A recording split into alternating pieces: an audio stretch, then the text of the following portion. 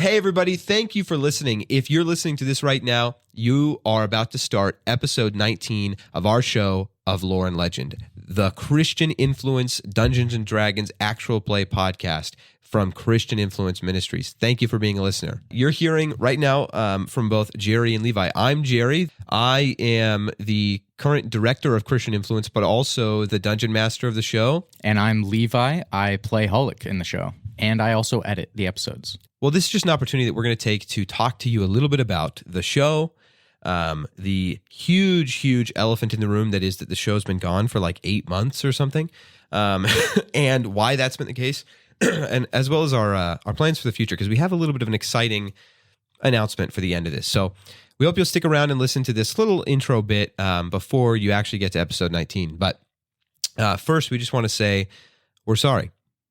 Yes, we are very sorry. It's a bummer that it's been so long. Levi, do you want to talk about maybe some of the reasons why? So the past system of how we were recording, it was very finicky, and there were a lot of problems that arose from the way that we were recording, and it led to a bunch of just technical difficulties on the back end of editing, which it took a very long time, but I figured out what those difficulties were, so editing could begin again. And the other issue was my system that I was running to edit these episodes had technical issues where it was corrupting files, and I was losing hours of work on it. Just the couldn't episodes. handle it for the most part, right? It just couldn't handle it. And part of why it couldn't handle it is like the nature of the episodes are really long file sizes, right? But also the way we individually recorded it caused it so that it couldn't handle it. So like it ended up being really bad. So like if you're a long-time listener like that was listening concurrently, you know, like there were weeks where you waited probably 6 weeks before you got an episode. And now, if you're a long-term listener, it's been, well, the last episode released in June, and it's April right now. So, so we're sorry. There's our quick apology, but we want to tell you what the future of the show looks like. Right now, what's actually a release schedule that we think is reasonable, we're going to go with one a month. And you might be hearing this thinking like, that's a bummer. Remember how long you waited for this episode? There you go. So we're going to shoot for one episode a month. We're going to be shooting for the third Friday of the month every month for a release. And especially because we want we want to be able to produce something. We want to be able to give you an expectation and be able to fulfill it.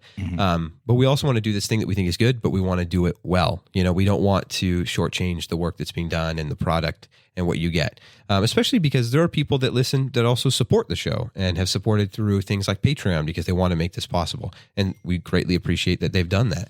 So we want to be good stewards of your time and, for those who are supporting, your money. But also something really exciting about what the future looks like is if you're listening to this, you're noticing how amazing the audio you're hearing right now sounds, and you're about to roll right into the episode and hear the dog water audio, you know, the not so great stuff that you're used to, which most of you think is honestly fine, and I think is pretty fine.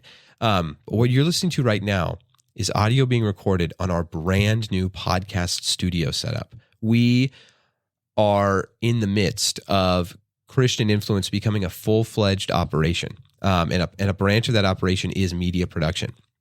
And so through God's, gracious provision, people have come into Christian Influence and provided equipment and funds and time to take our operation for both of our podcasts and take them to a brand new level, something hitherto undreamt of. We have like Audio-Technica mics, a whole new recording system, a bunch of new equipment, both for our other show and the one you're about to listen to.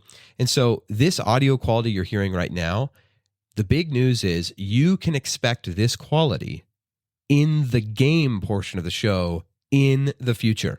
Yes. That's the good news. The bad news is that with the backlog of already recorded episodes that have yet to be released, is that it will probably be around 20 episodes or so before we actually get to hear any of the nice quality from these microphones. Because usually our sessions that we play, they're hours and hours long. We cut them down to 2 episodes. Very few of them are just 1 episode. Most of them are 2.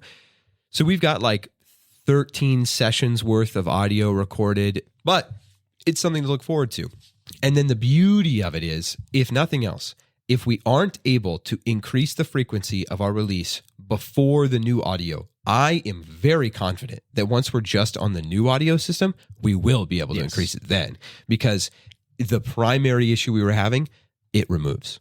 More than half, 2/3 of the work would be done and gone. And it's important to remember that like Levi's editing all of these on his own. I don't think I've helped at all. Maybe only in conversation, but I haven't helped with the work of editing of it at all. It's been all Levi. He learned how to do it on his own. He's editing it all on his own. So, I mean, wherever you can get in contact with him, thank him for that. If you appreciate the show, let him know how much it means to you, because he's doing it on his own. He's not getting paid for this. He's doing this in his free time when he can, just because he loves the game that we play and he loves the people that get to listen to it. So, I think that's the good, the bad, and the ugly, right? Yes. You've got an easy 20 more episodes before you get to audio quality like this, but the important thing is it is coming, and when it is here, it will be great. We are really excited. We've recorded episodes with this new system, and it was just amazing. Also, those 2 episodes that we have recorded this way, I think are some of our best episodes in a while. Well, at least one of them is, for a very specific reason. Yeah, one of them is. Spoiler alert, I'm not going to spoil it, but like if you listen to our other show, you probably know what it is. Yes.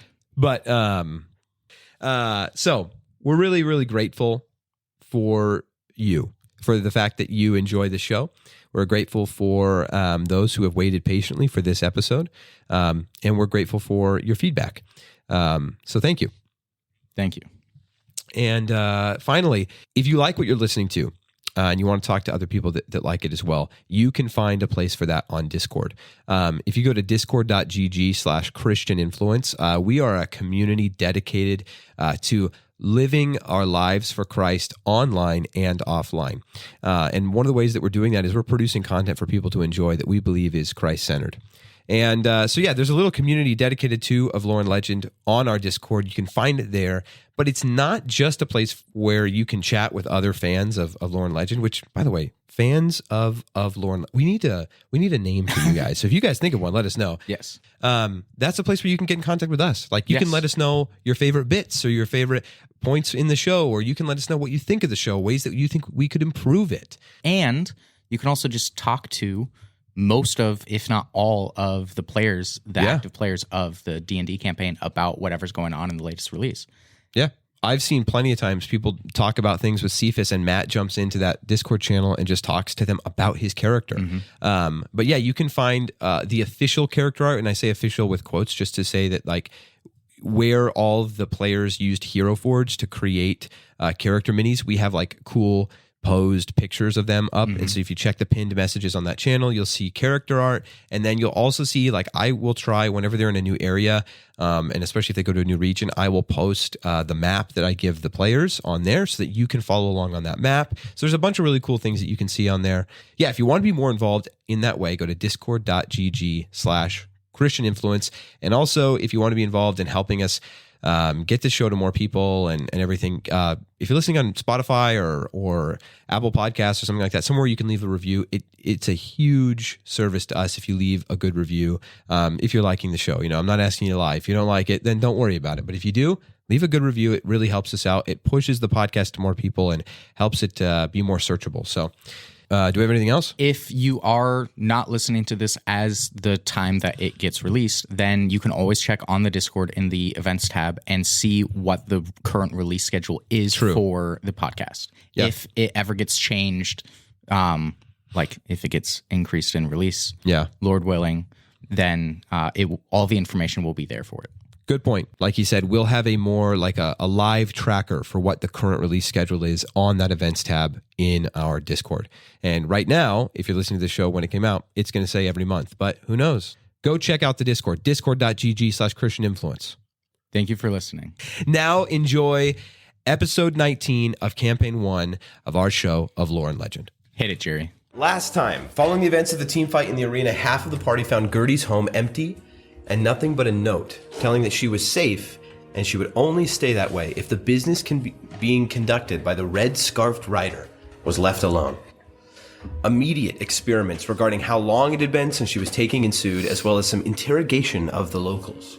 The information gathered was that within the last couple hours, 2 mysterious individuals showed up to her door, One walked away, not returning.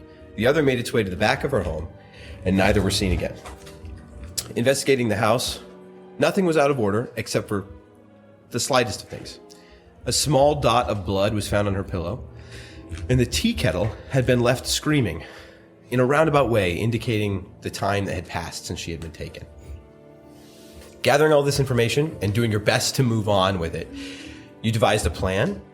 That is to try and track her down while using the chariot race as a way of doing that. Continuing on with the chariot race, the following day, you did compete in some beam throwing, which was pretty exciting. But moving on to the later evening before the chariot race, the idea was devised to try and track her ring, which, if I remember correctly, it was described to Venora, and then Venora remembered having seen it on her. The only reason I'm going to allow you to do that, because on further inspection, obviously the spell requires that you're familiar with the item. But I do think that last time I asked, and I had you roll, I believe, to see if you had ever noticed it, yes. And you had noticed it. And Edovard knew where a similar one. They just had similar but different rings. Yeah. But combined with that and you having seen it, I'm going to let you do it. But you're the only one that's able to do that. So where we pick up, with the idea being that because you're going to go through most of the city, there's a sizable chance that you might ping something while going. We're going to pick right up with the chariot races. I've explained how they're going to work. Just one more quick time. 10 rounds, 2 people per chariot. Each person gets an action. But one person must be holding the reins for the chariot to at least move its minimum of 1 unit. And the person holding the reins may use an action to move an additional unit without any roll. You certainly can switch, yeah. That's just a free action if you want to switch. Now, stuff might happen during the race that will cause you to maybe have to react and do things, and that might depend on who's holding the reins, who has to do it. So keep that in mind. Like if something shows up and spooks one of the horses, or somebody else tries to do something and you guys have to make a check to keep your horses under control, that's going to be depending on who's holding the reins. So keep that in mind. As far as the person that's not holding the reins, you're pretty much free to be as creative as you wish. Throw a sword or a hatchet or something into the wheel of another chariot and try and stop them in their tracks, whatever you want to do. Within reason, you have been instructed, no intentional kill shots. If you are noticed doing that by an official, you will be removed from the race and you will be disqualified. But they are aware that this is a deadly event. Accidents happen. How much time passed in between the beam throw and the chariot race? The beam throw? Yeah. If I remember correctly. Just because. Beam throwing was in the morning. So it was like, we'll say 10 a.m. Jousting was like just after noon. And then quite a few hours go by until the evening event, which is the last one of the day, which is the chariot race. So this is like an hour before sunset. I just wanted to know if I could refill my oil flasks. I got 3 vials. The ones you used in the team fight? Yeah. Yeah, for 5 silver you can do that pretty easily. All 3? Mm-hmm. Do they have any more available? Roll E4. I'm using the dragon one. 4. Did you roll 2d4? Because it makes a noise if you have another die in there. Yeah. That's so stupid. But I'm using the dragon one. 4. Yeah, all right. You find 4, they're more expensive though, because this is the vial and everything. Somebody just like refilled, gave you oil. The vials aren't that expensive though. So for 4, I'll say 8 gold, or silver. 8 gold. All right. 8 silver, you can get 4 more. Can I borrow 5 silver? Yeah. Cool. Dude, you're so poor. She just holds my money. It's easier. She just holds my money. How much would it cost for me to get a red scarf? That's intriguing. I will have you roll because that's not like a crazy rare thing, but you're in a military fort. Probably not a lot of textile merchants here. You may roll a charisma check or an investigation check. Doesn't matter. 6. 6? Yeah. You find like a merchant who has some burlap sacks for like farmers to throw stuff into, so you could try and dye it somehow if you have a way of doing that. There any clothing stores? Well, anything? You do find somebody selling like really ornate, like nice things outside of the game hall or the like arena. It looks like some opportunist who is a traveling merchant saw games going on and decided to set up shop here. It's mostly like nice silk clothing and like dresses. There's some scarves, some like those like long head wrap things. There is one that's red. If you're looking to make it for it to look exactly like the one that guy is wearing. No, that's not what I'm going for. Okay, that's what I was saying. No, that's not what I'm going for. I just want red fabric. Just red fabric? Just red fabric. So I they want it do tied have to a some rock. like nice. It's not. She has some like nice red silk. What? Like how much of it you want? I just want to tie some to. I'm making Like a flares handkerchief basically. size? Yeah. Okay, so she definitely has like some pocket, like silk pocket squares. Like caution cones. She has some silk pocket squares, and she has a red one. Okay. How much are your pocket squares? Well, it's the finest silk. I had it imported from Marenthal. What area of Marenthal? All over, really. Probably 3 gold. 3 gold. How big are they? They're pocket squares, so, you know, 1 foot by 1 foot. 2 less gold than what I about was a foot by a foot. Get 2. One, 2? Yeah. One red She only has one one, red one. And what other colors? She has caution tape yellow. Just kidding. Perfect. It actually says caution. It has black lines through it. Yeah. Caution. No, she's got actually like, just you want says- like a bright color? Decently. Like, not She black, does but- have like a shimmery yellowish, almost gold kind of color. Not gold. Gold. Okay. Not gold. Well, like I feel like gold will bring more attention. I guess than red. I feel like more people will want gold than the red one. She has like a baby blue one. Perfect. Yeah, same price. There we go. Ugh. She bows. It's a pleasure doing business with Thank you so much. And then I go and tear them up. Oh my gosh. All right. In front of her? No. I go Great. back That'd to be where funny. we're I at. just want you to go. All right, thank you. Just staring her Okay, dead Jake in, Spender. just I staring almost her made dead in the eye and I just. almost gave 6 platinum pieces. That would have Don't made do me that. cry. So what are you doing with them? I want to turn my shreds and wrap them around rocks so that I make like little lures. So when I'm running around and if I pin it, I'm going to throw them so I know where to come back. Oh, that's pretty clever. Oh! She's a genius. That's actually very clever. Edovard. Never mind. Yeah, yeah. Till some How many 5-year-olds extra like, what's vials? this? I'm gonna take this home. How many extra vials of oil? do you So I'll say you can probably make with that probably easily 10. Oh, Depending okay. on how many Yeah. strips of cloth how big you want them or whatever. But they're gonna be a foot long, and you can if you want them like that wide, you could make How wide? Yeah. That wide? sorry, like 2 inches wide. That would be about 6. So you could probably make 12 out of those 2. Perfect. I just have a little satchel on my hip with 6 little rocks with little ribbons. I go back to Well, where I'll have we're 2 at. different colors though, so you have 12. Yeah. Well, yeah. Yeah. Blood red and baby blue. All right. Anybody else got any last minute preparations before we start the chariot race? Does anybody sell guns? Guns? They sell like muskets in this military town. Guns, huh? Probably not. Well, Do guns exist in this world? well, Jude knows for a Technically. fact that by They technicality do. they do, because in the family campaign he plays 75 years in the past, a guy with a gun. And a goblin before that. And a goblin And a before goblin that, before that. And for 2 totally different reasons. which worked underwater. What? Yeah. A gun will work He made underwater. an enhancement for it because he's a gun guy. No, Fire but like, gun. Do you have to be like Powder. one of those alchemist type guys or whatever it is? You either have to be an extremely intelligent alchemist or a goblin from Australia, which is this guy. So, All right. name was does Crack. Edovard know of the existence of firearms? I doubt it. So are you being sincere and you want to look for a gun? Or? If he saw has a seen- gun, he'd be like, how much He's is that? probably seen arms on fire. You know what? Roll a perception check. Holy moly, I'm gonna get a gun! he's not gonna get a gun. So you needed a 19 or higher. 10. Edovard, first of all, does not know of the existence of firearms. I don't know it. And number 2, doesn't happen to stumble across one. I could light your arms on fire. That's so sweet. That's pretty clever. You meant And then you would do it, and then you'd just be like, wow, like staring at it because it's This is a flame. gun. It hurts. It hurts. Jarrett, did you have something you wanted? Can I buy a set of Smith's tools? Make an investigation. Actually, wait, Smith. Yeah, make an investigation check. 14. See if you find a place. Okay.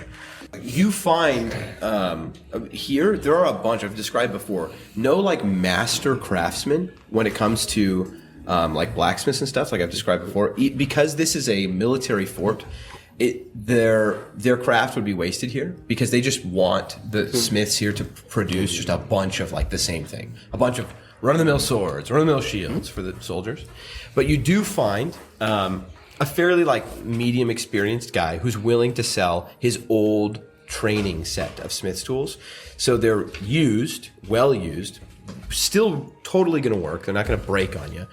And he offers them to you for 18 gold pieces. Okay. He tells you he's giving you a little bit of a discount since they're his old hand-me-downs, but they were his father's, so he can't part with them too easily. And he does say, "You look a little young to be getting into smithing. Do you have a teacher?" No, not really. Just kind of felt drawn to it lately and gonna kind of mess around at first and get a footing on. You've never done it before? No. Well, good luck. But, They served I mean- me well when I was your age, when I was learning. Well, lately there's been a lot happening with me that I don't really understand why, but it is. Like I can get, I get pretty big. Well, you're growing, you know. You're a kid, you grow, and I somehow can speak this language, and I did say that part in Giant.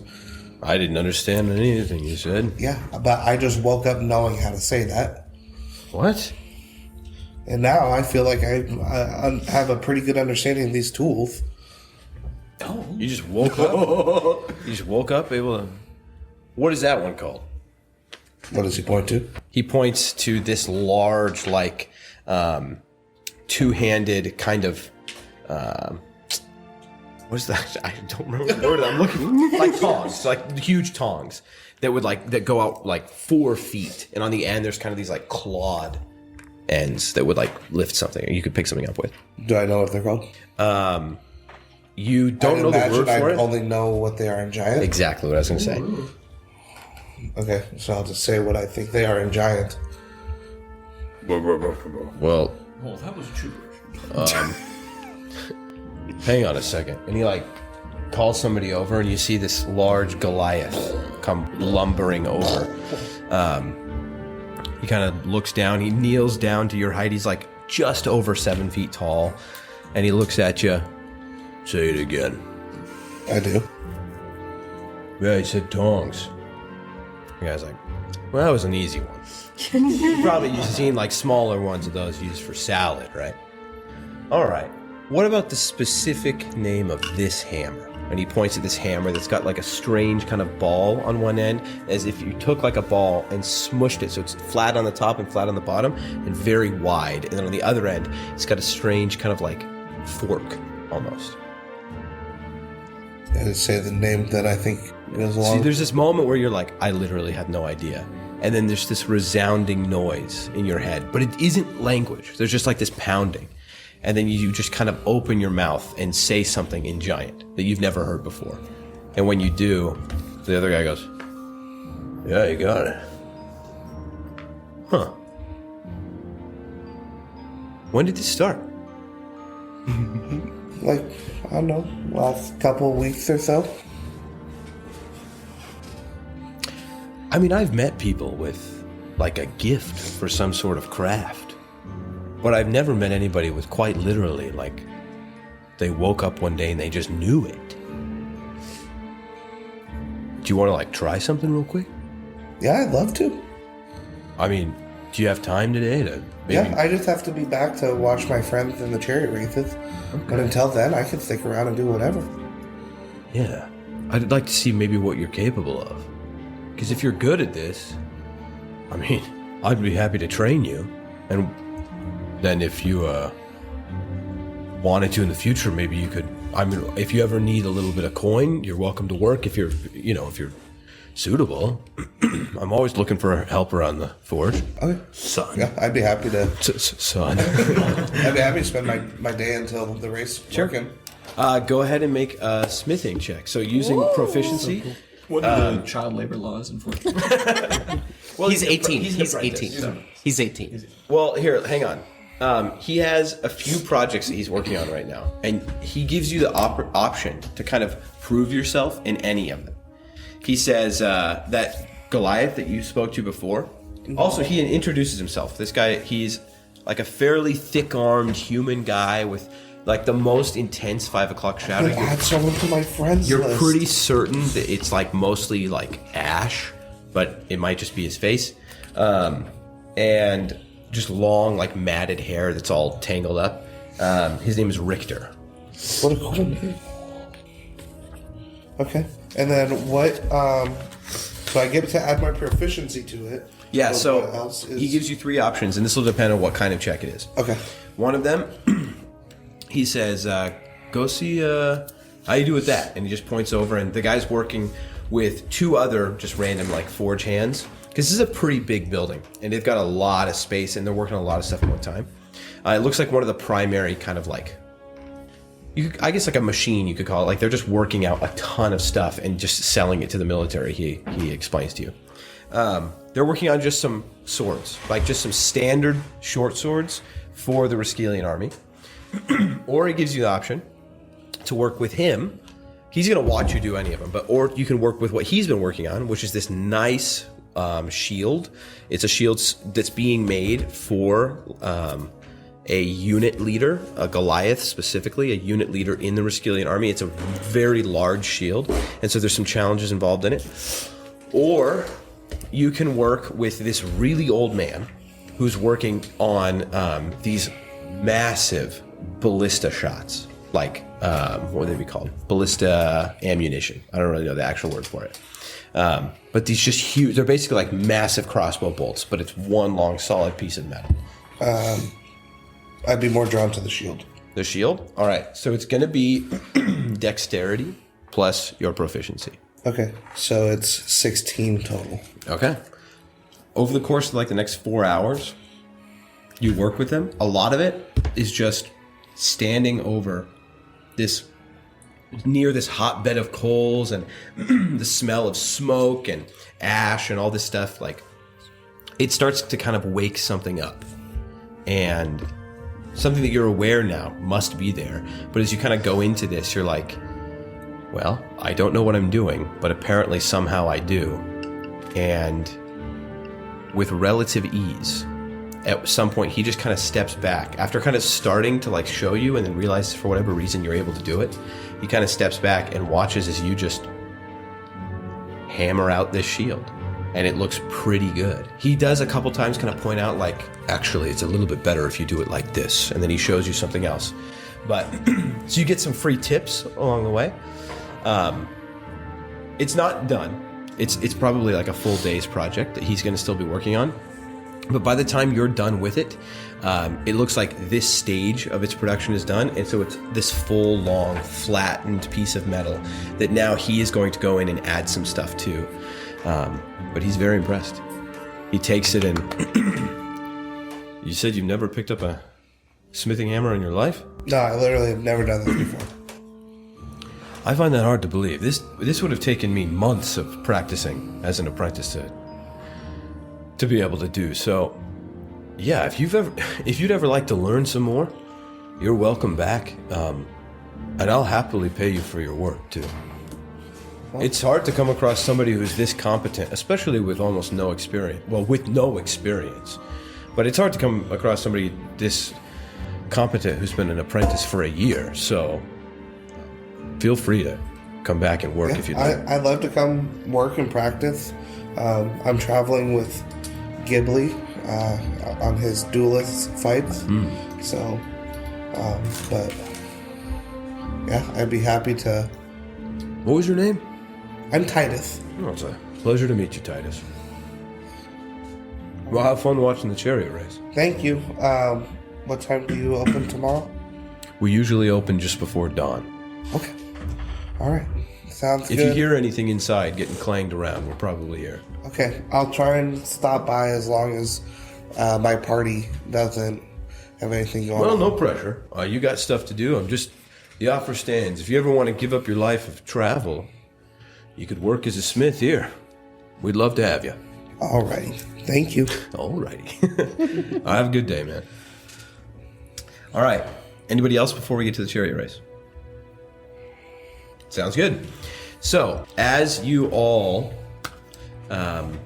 arrive to the arena, Edovard and Hulac, as well as Clonus and Lumen, have already arrived within about 30 minutes before. The four of you were situated with a chariot. I said 2 chariots each.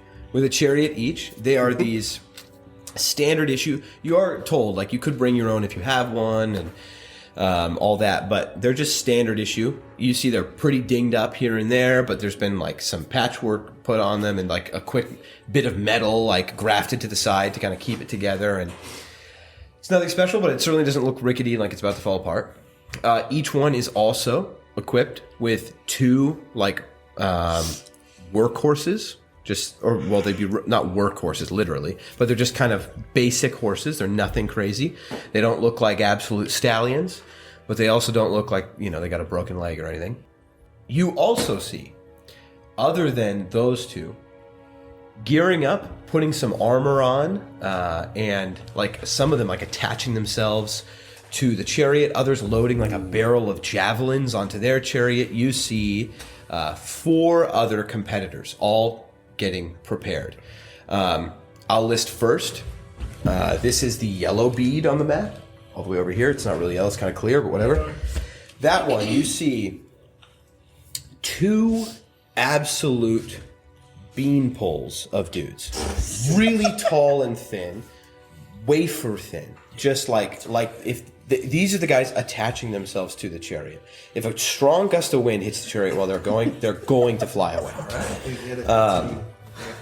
Both of them are literally attaching themselves right now. You see them like tying themselves in, and on their chariot. Anybody that would like, you guys can make perception checks. I'll try and give you some closer information about maybe what they're packing if you'd like, but if not, I would love to. What would my character's perception? He would have a +3. Similar to his other wisdom thing on there. Wow. Hope you rolled well. He didn't roll at all.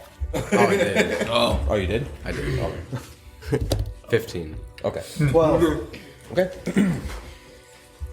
I'm busy tying myself to the chariot. Okay. You see them Around do, the you're like, waist. oh, that's a good idea. So you like Hey, tie you know how like to a do knots loop too. around Can the you front? tie me up No. to the chariot? Yeah, I'll tell you what. So you guys you're just basically tied to it. Waist, and we've got slack to get to the back. So that one on there, that's the little yellow dot.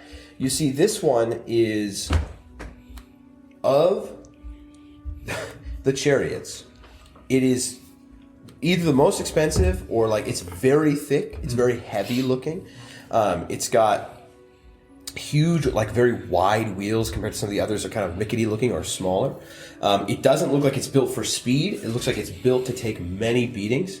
But instead of 2 horses, you see what's pulling it are 2 bulls. The same types of longhorn bulls that you saw in Tradeacre.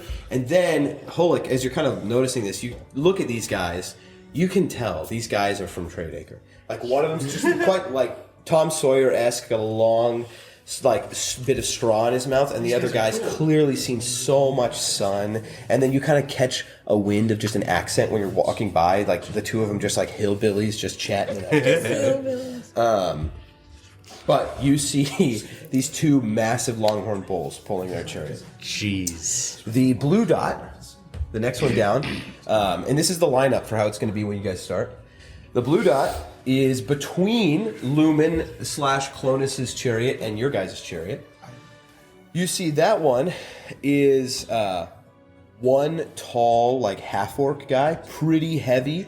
Like it would probably be a little bit too heavy if there were 2 of these guys.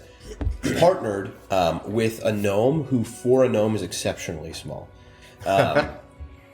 The gnome is sitting on his shoulders, holding the reins, and the half-orc guy you see next to him, in the spot where another person would go, is a barrel of javelins. Oh my word! He's just gonna be chucking.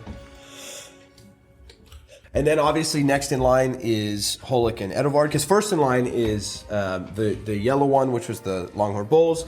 Next in line, starting from the right, is Lumen and you, Clonus.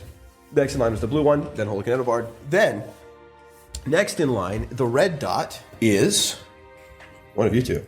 I'm having two of you guys play these guys. I think Matt. Am I are you red? the red dot? I think it says on Oh, there. it says, yeah, I am red. Ah, okay. Well, there is. Do I tell them say the name? Of the people? Yeah, or to You not? can if you want. I mean, I'll say at some point They've the got it announcer, written on the the announcer, if you come up with a name for your team, you can announce it when they go down and like announce these guys. This is just a physical description, like what they're seeing. Oh, okay. Well, you're gonna see two wizards that are decked out in red, and one of them is a very tall elf man, and then the other is Tabaxi. Yeah. And they've got. Do wizards have traditional garb that they would wear I mean, or not? if they are from a specific school, they would probably have some sort They of just have insignia they have on their- matching outfits. But So probably maybe like some black robes with like red trim, maybe. yeah. Sure. Okay. Yeah, but on the side of the chariot, it just says "Grease Lightning." Clever. All right. they're And gonna then the pass last lightning bolts chariot, and what you grease. guys see, the last one here, the green one. Well, the chariot's not green unless Jared decides it is, but we'll have Jared play this one. What do they see? We see a very unassuming halfling man. The only person. In this small, thin cart. He's fast. Just locked in, ready to go. And on the side of his chariot, written in probably green paint used with his fingers. Wind Glide. Wind Glide.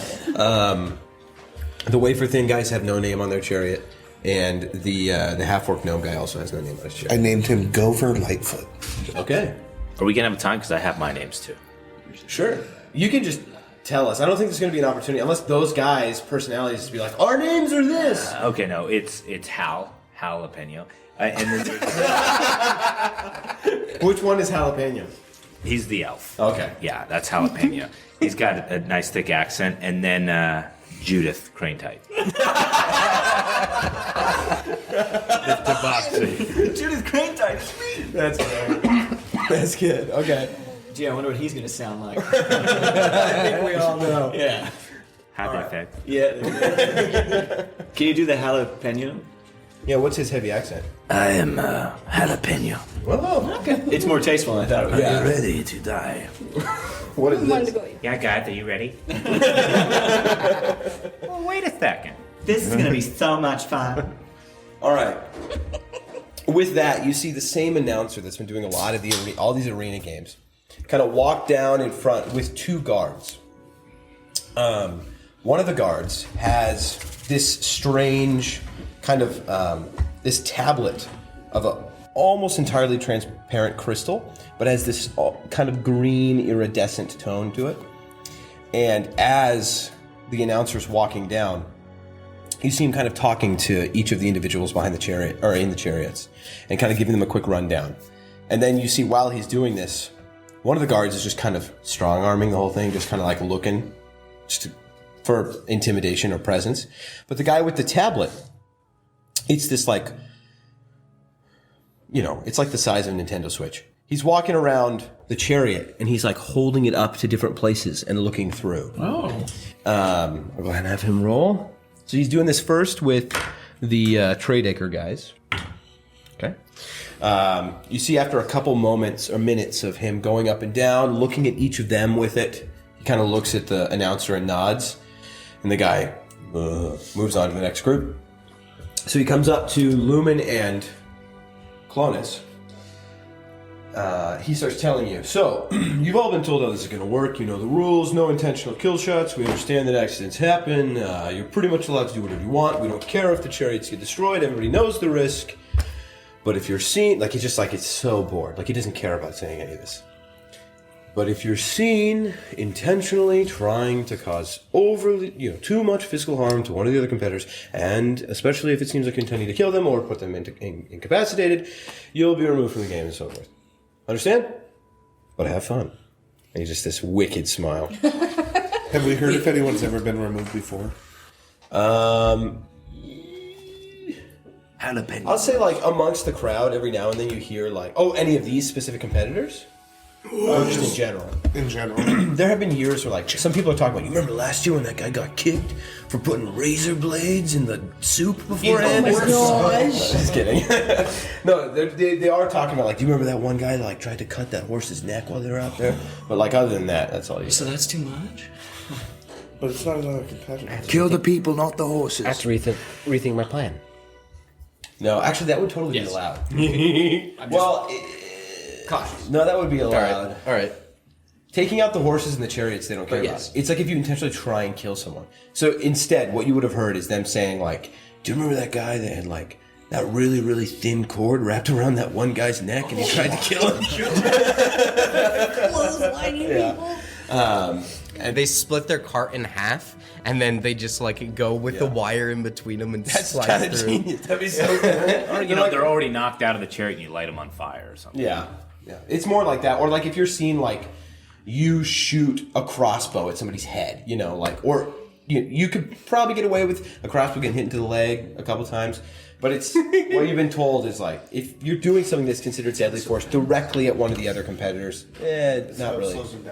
3 axes all like the exact same spot in someone's thigh. Now, you're allowed to, like, shoot a firebolt at the wheel of their carriage and it catch on fire. It's up to them to get out of it. But, like, if you're seeing, putting a cloud of daggers over their head, that's a little different. Man.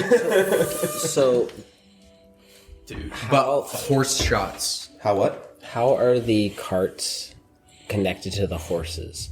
Is it like a center, like there's like a center rod, or is it like or is it ropes and lashings? Is there Roman chariot style? Roman chariot style? Is it Roman chariot style was on either side, right, and then hooked up, and it had like the front thing. Either side? No, that's more like traditional. What was Roman chariot style? Two horses in front. Well, no, yes, of course, it's 2 horses. That's two horses, and they have a center. They have a center post. The center post was Roman chariot. Sure, we'll say that one for most of that. The one, well, certainly for the Longhorn Bull one, because they got to kind of keep them a little bit apart. Yeah. So there's like a center bit of wood that holds them farther apart. Yeah, that would make sense. Is there like a Clonus is looking for a linchpin that connects the horses To the bridle T of where the horses connect to the chariot itself. I see. So like it's just a quick and easy, like doink, and then the chariot would just go off. The Polar Express pin. Yeah, exactly. The Polar Express pin. Yeah, probably less like that. It's a little more rigid. It's like what Matt had. It's got a center post down the center, and then it pops up with like a cross beam in the front, kind of hold them in place. I will say, make a quick perception check. It's like a pivot point for when the horses turn, so it's not a sudden jolt on the cart. It keeps a little bit less. That's what I would think in human life. What after perception? Okay. Go ahead and roll perception. We'll see if any of them are. Because they're not all identical either. Some of them have just been like retired from old dead competitors. Go ahead.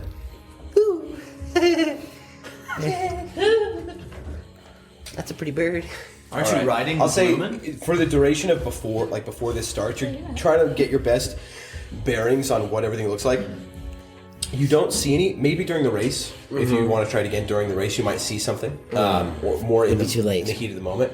But it was the heat. At least leading up to the race, with everybody stationary, nobody moving, and you're not noticing any like pivot points. Lumen, do you understand how these carts work? No idea. Dang it. No. All right. Let me get my cart tools. Now I'll understand. I did talk to the horse guy that was maintaining a horse earlier. It was talking about Crash, the guy watching Lucky. Yeah. Yeah, Mr. Remember we were Bandicoot. having him. He was going to caretake for him but we're not going to use him for the race. Remember? Yeah. Could I have contacted him prior to this to have him like maybe clean out the hoofs or the Clean out of the these shoes? horses? Yeah, like the one that was going to be ours. Like because remember I was. Didn't you ask him about something like that? Yeah, but since we're not using Lucky, Yeah. You want him to just like check out the horse. Sure. Do a check. I'll say he could be there beforehand, and they allow you to like bring people in to make sure everything, because they're checking the legitimacy of all this stuff, make sure there's no cheating, but they certainly allow you to do the same. So I'll say you convinced Crash beforehand, and he's there with you right now. He's like, all right, what did you want me to look at? What am I looking at? I need you. You want me to look, make sure everything's copacetic here, or what? That's correct. Yeah, I remember what he check sounded out the horse. Does he sound different? Not bad. He did not sound like that. Yeah, what is that? Copacetic like that? Wait, copacetic or what? I think he was more up here. Was he up here? Yeah. I thought so. Yeah, I thought he was more. He had a more like. He had a childish, impish. All right, he's up here. My bad. Yeah. Yeah, You want me to make sure that's everything's Crash's copacetic fault. up here, or what? Yeah, just check out Sorry, I the had horse. something in my throat earlier. The frog? Yeah. So what am I looking for? Just check out the horse. Make sure. Yeah, I'll check it out. Check the hoofs. Just don't kill me. Oh, it wasn't me. It was my comrades. Don't kill me. Yeah. But yeah, check out the reins. No, on yeah, it. man, yeah. I don't know how these things work. No, this is what I do, you know. I'm not the one I that... take care of horses. Whoa, I rolled really well. It's a guidance, by the way. Whoa, he understands that he's rolling for his life. He's beyond. Whoa, okay. Dude, they gave you a real good one here. You know, the Chariot's in really good condition, a better condition than your friends got there. And what? Hey, chill out, man. Yours is one of those cool ones that doesn't have a linchpin, so you can't just yoink it out and get thrown off. Wait. Also, Do some of them have linchpins? I don't know, but yours doesn't. And then, the horses they gave you, they look like very rested, well fed, not fed too much, but well fed. So I'd say, as far as everything's looking, since everything's standard issue here, and they just gave you random stuff, it's pretty much as good as you're going to get. But everything seems to be, and he kind of like cleans out the horseshoes and the hooves of the horses for it. Yeah, everything's good. Ready? Could you give a pep talk to my horse? Give a pep talk to your horse? Yeah. Aren't you a horse whisperer? No, I'm not. I just take care of him. I know a lot about him. You know, my dad used to be into horse racing a lot, so that's why I know a lot about him. But everything looks good. Is there something you want me to do to help you guys cheat? I'm looking for a linchpin. Definitely, yeah. I'm looking for a linchpin. Just pointers. You guys are actually next to be talked to by the guy. I just slowly look over my shoulder. Oh, sorry. Just some pointers. Some pointers? Well, it does look like this horse. This one looks a little bit hungry. They're well fed, but this one seems like it might have been fed less recently. So, I don't know how that's going to help you, but it is the truth. Also, Nothing makes me think it's the truth more than when someone says it's the truth. We can Also- either feed it or get a carrot on a string. maybe get a carrot on a string. That's a good idea. Or, I'll tell you this. Your buddies over there, one of their horses, got a little bit of a limp. Use that. Are you kidding? If it comes down to between you and your buddies, Dude, we have to switch chariots. use that against them. Wait a minute. Where are the rules? Go for the Achilles heel. Yeah, he like points out it's the right horse on their chariot, the back left leg. So it's gonna be really hard to hit that leg specifically. But he's like, if you can get that, that's that horse's bum leg. Is it mentioned at all in the rules? Do you have to end the race with your chariot? It was not mentioned. It's about the competitors, not the unit. The dog can play basketball. The dog can play basketball. What? Yeah. Airbud. Actually, that's what the yellow dot calls their chariot, the Airbud. We'll go with that. Yellow dot's a golden retriever. Yeah, it's a big golden retriever. The Airbud. The blue dot is Longhorn golden retriever. still doesn't have a name. But you do see, like, in some red liquid, they paint Airbud on the side of theirs. They paint Airbud on the side of theirs. Red liquid? Also, the two with the longhorn bulls, here's my pointer about them. Stay as far away from them as you possibly can. They will kill you. They're not going to be super fast, but those guys will kill your horses. I can see it. I mean, look, those longhorn bulls, literally, they put like metal caps on the ends of their horns, and he points it out. You see like these metal, sharp caps on the ends of the horns of the longhorn bulls. You don't want to be next to them, and you don't want to be in front of them. So, stay away from it. Actually, it looks like right now, you're right next to them. So you might want to get a little far away. Duly noted. Those are the only tips I got. My dad was into horse racing, but not this kind. This is chariot racing. My dad watched, the horses as they raced. Good luck, you guys. What was the name of your... My dad? No. Not shop, but... stables. Oh. I don't really have a name for it. We're just, I guess, Crash's Stables, Crash's Stables, got it. Cool. See ya. Hey, I'll be rooting for you. I'm going to be standing out there, probably halfway point in the race. I'll be cheering. Thank you. Yeah. All right, go get him. Don't start. Go get him, Grease Lightning. Oh, that one. They named themselves Grease Lightning. You guys might want to come up with a name. See ya. And you watch Cruising for a bruising? Cruising for a goosing. All right, so the guy walks up to you now. He tells you all that.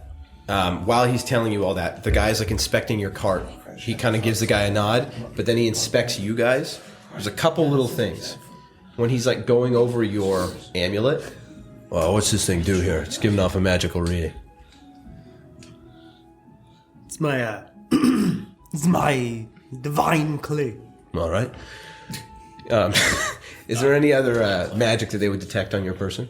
Oh, the little glass, looking glass, right? He doesn't matter. Anything else we should be aware of? You're welcome to use magic. This is just double checking to make sure you don't have any too dangerous. You don't want to show up with some sort of magical sword from God, He just has Holy Avenger comes out. Ah, shoot. Not this. Hi.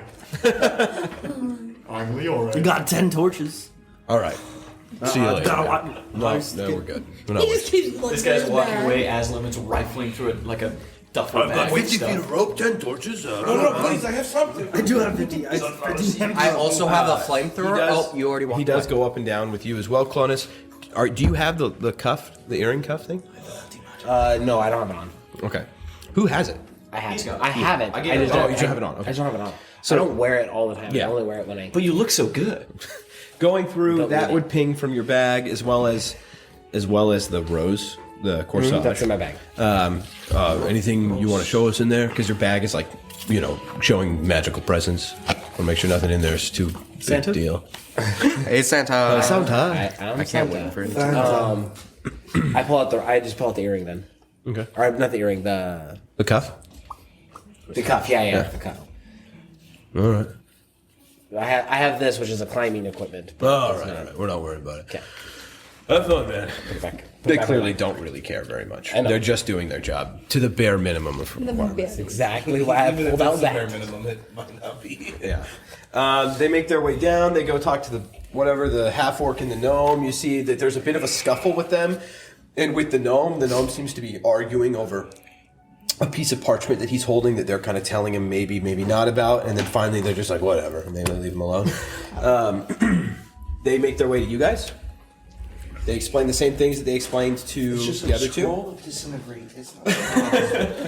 It only works if you target a creature. Okay. I'm only holding it for a friend. Is there anything that with a quick detect magic that they're going to find on you guys that I honestly don't know what's on your character sheet? Just my lightning arrow, but I don't showing even up know as if that's undead. No one that. Okay. He does notice an undead. They do say. All right, do you plan on using that for the race? I mean, it seems to be a deadly weapon. Probably what would not, you do? All right, good enough for me. Hey, you. What's that? What is he pointing at? I don't know, do you have any magic on you? Your entire skin. That's Kind of not magic. There. I've got It's a magical translucent film underneath his bandage. Are you sick or something? Terribly. You think you should be here? Yes. All right. Well, have fun, man. Hey, don't do anything stupid, but have fun. Oh, I've got this. You might want to look at it. And I hand him like a folded up handkerchief. Nah, you're sick. I wouldn't take your snot rag. It is a barf rag. It's a rag covered in barf that I keep. Gross. Why were you going to show it to him? Because I was going to make him touch it. He almost did. Like, he reached for it and went, I'm not going to touch your snot rag. It's too bad. I don't know why this guard is like... I ain't going to touch Mark your snot rag. He's like a surfer. I'm not going to touch your snot You made him rag. mark what the. What's that about, dude? Hey, man, have fun. All right, bro. Any magical items you think I should know about? Is that rod of invulnerability? Hey, I've been up since 4 a.m. Dude, rod of invulnerability. Oh, boom. Invulnerability. Not immovability. A movable rod. No, rod of immovability. Immovability. They inspect your guys' carts as well. You know what you have. There's a bit of a back and forth with the wizard guys, but eventually they only confiscate one thing. I want to try and listen in on that conversation. If I Roll a can. perception check. Can I also? Sure. What are you taking from Jalapeno? That's terrible. 21. You hear them arguing over a needle and thread that eventually the guy does take. The guard takes. Jalapenos not happy. He took it from Jalapeno. Everything okay? Yeah. I want to bribe him to try to get a false start. A false start? Yeah, like I start a little early. How would they? That's a hard bribe. Not that they're not open to it, but how would they facilitate? Like everybody go except for no, they're like on your mark, get set, and then I go, and then they say go, but they don't say anything. Whoa. Everyone's Yeah, gonna see no, that. it's not, right? No. Let's just go. I'm not gonna say it because The only thing I could see is if there was one of those How fence much- things that come down. is he offering? How much does he have? 11,000 gold pieces. He's probably got like His whole family. 25 gold pieces. He's gonna go bankrupt. Okay, he offers 20 gold Yeah, pieces. what do you have to lose? They're just NPCs. All right, That's roll a his life d20 savings. with a +2. Wow. Jalapeno only rolls 20s. 3. The guard kind of like looks around, and the arena guy's just like looking right at him. He's like, he goes, "We have to draw the line somewhere, right?" He's like, "Oh, yeah." I have to inform you, sir, that would be cheating.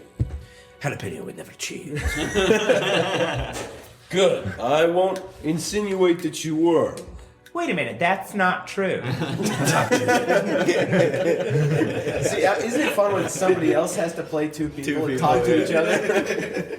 You tell me Lumen didn't even hear any of that? No, I don't know why. No, he heard Judith say, "Wait a minute, that's not true." Wait a minute. Wait a minute. I don't know. Mine sounded more like Mike Tyson. All right, Wait a minute. That's not true. that was just Titus. Are there rules against biting off the ears of the competitors? Because I can do that. You want to see? Trust me, I'm very good. Jalapeno's missing both ears. My ears are gone. All right, so I look like a human. But I'm an elf. you like perfectly bit around it. So You don't it's just, like, understand. I rounded. swear I'm an elf. All right, this is enough jibber jabber here. Now I'm rooting for the wrong You shit. leave all that in, please. So, one final rule here. This is because it doesn't matter to the characters. You guys can interact. Remember, the units of measurement, we're not getting specific about like 60 feet, anything like that. They're just units, is what we're calling them. You can interact with any chariot within a unit of you. Okay. So, unless, I can't foresee everything. If there's something that you have that you think has an exceptionally long range and you think it would apply to somebody else, you can run it by me. I'm not going to say hard to pass right now, no. But the majority of things, like trying to throw a javelin, the reason for that is that the units aren't right next to each other, so you're not within 5 feet of each other. But if you were going to try and swing your sword at a competitor, that represents the amount of space that the chariots kind of get close to each other and then do that. But also, like, even somebody in front of you, you can try and do things like that. So if you want to, like, ram your chariot into another chariot, that's a 1 unit range thing.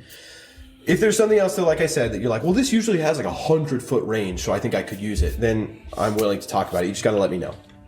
Other than that, as players, are we just treating this kind of like carnival style, where we have to get from that end to this end? Yes. So it's just whoever's the farthest after 10 rounds. After 10 rounds, Perfect. Oh, which doesn't exactly make total logical sense. I understand, because it is a set unit of distance, but that will just be after 10 rounds.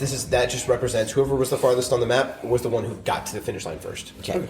I just set it at 10 rounds, and that's how we're doing it. Awesome. Okay. With that, there should be no other preamble. If anything else is confusing, we'll figure it out when we go. The guy steps out in front of everybody, quickly kind of does a quick check with each of you. He looks at you guys, asks you to like hold your reins and kind of pull them, make sure they're tight. He checks all the little fasteners on your guys' chariots. He's given a big OK symbol to the guys up on the towers. You see 2 guys. What? Yeah, whatever. You see 2 towers on either side. You see on either side of the road, these guys are just kind of like makeshift towers. They go up like 25 feet with these big red flags. You see he points at each of them. They're both ready. They're holding their flags up in the air. You see he gives this big address to everybody there. There's like 400 people all sitting around the arena. Wow. And from what you're aware of, where it will end is in the center of the arena. Because if you remember correctly, there's just barely enough room under one of those gates to fit like 2 chariots at the same time, which means when you get back to where you started, you're going into the arena. And so if there's like 3 of you, it's going to get bottlenecked and we're going to have to do some rolls. He announces to everybody, finally, after long last, we are ready for the chariot race. We've got 6 competitors all ready for a good race. And believe me, we've checked. This will be a fair race. No conniving or cheating. And no bribery. Jalapeno. Does not cheat. I assure you, this is the fairest of races. We hope that everyone will enjoy. There's going to be another. On your marks, get set. And he snaps his fingers. You hear these loud booms as he does, probably thaumaturgy. And as he does that, both of the flags fly down and everybody bolts. So, roll initiative. You said. The way initiative is going to work is depending on your animal handling modifier of the person holding the reins. Oh, no. Okay. Wait, weren't you going to Constellation of Stars us? Consolation. Yes. Consolation. It's so deep. It's okay. Yes. Yes, I'm right behind you guys. So. You're just being held at like a 60-foot distance.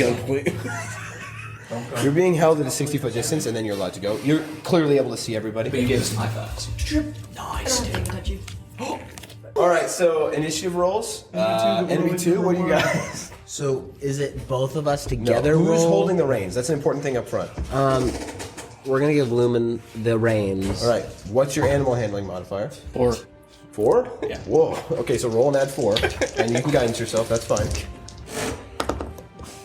Holy cannoli, that's insane. 25? Is that a 17? Oh my goodness, I'm so gravy. All right, enemy 2 is right at the front. Can you guidance me? You're getting away from those bowls. He can only guidance one person at one time. Yeah. It's a concentration thing. Why would he guidance me? Jalapeno. Oh. I thought you were talking about jalapeno. That's the best part. Wait, no, that still makes sense. Yeah. I just Cruise Goose, what'd you guys get? Mothman, can 9. Holy cow. Wind? 19. Pretty good. Green Lantern? Sorry, Grease Lightning? 18. You're so far back. Airbud? Grease Lantern. You guys should be the holy wingman. Or That's actually what I was going to do. Hey, Cruise Goose is last. Dang it, Levi. Dude, I rolled a 4 and then I got a 1 on the other side. All right. So, start of the race here. Everybody is screaming and cheering as everybody starts forward. First turn here. Enemy 2. That's Lumen and Clonus. Who's got the reins? Lumen. So you automatically move 1 space forward. Oh yeah. So just at the start of it, you are locked in and ready. I retreat. You hear the clap and you watch the flags go before your eyes, and you are well tuned to light. And so there's this flash of red, and you jolt forward. So you have an action, which you can choose to dash, or you can do something else. But if you do, you let go of the reins. And then Clonus, you've got an action to do whatever you see fit. Can I go left, or is that a thing? Yes. I will. Because that's how you would get within range of specific people. Now, Yeah. if you like start going to the side, well, you can go diagonal so that you keep going forward as well. Yeah, I'd like to go diagonal away from the poles. Good. Great. All right, Clonus, as you guys race forward, you see immediately Lumen taking the advice you were given. He veers off to the side in front now of the orc and the gnome who are riding right up behind you. When he does that, though, you see just veering off away from the bulls. What are you doing? Pull one of my javelins out of my bag. Okay. Pull my shield in front of me. Okay. And like spearman. Or I'm gonna go spearman style, like Roman like the the Spartans. Spartans. Out the back. I'm looking backwards. So if anybody like gets too close, they're getting poked. If they get too close, they're getting poked. If they throw a jab, like the guy behind us wants to, I'm gonna block. But we'll see what happens. So, do you want to hold your action to try and like attack somebody if they get within range of attack? Which isn't just one unit. That would be them also choosing to ram you.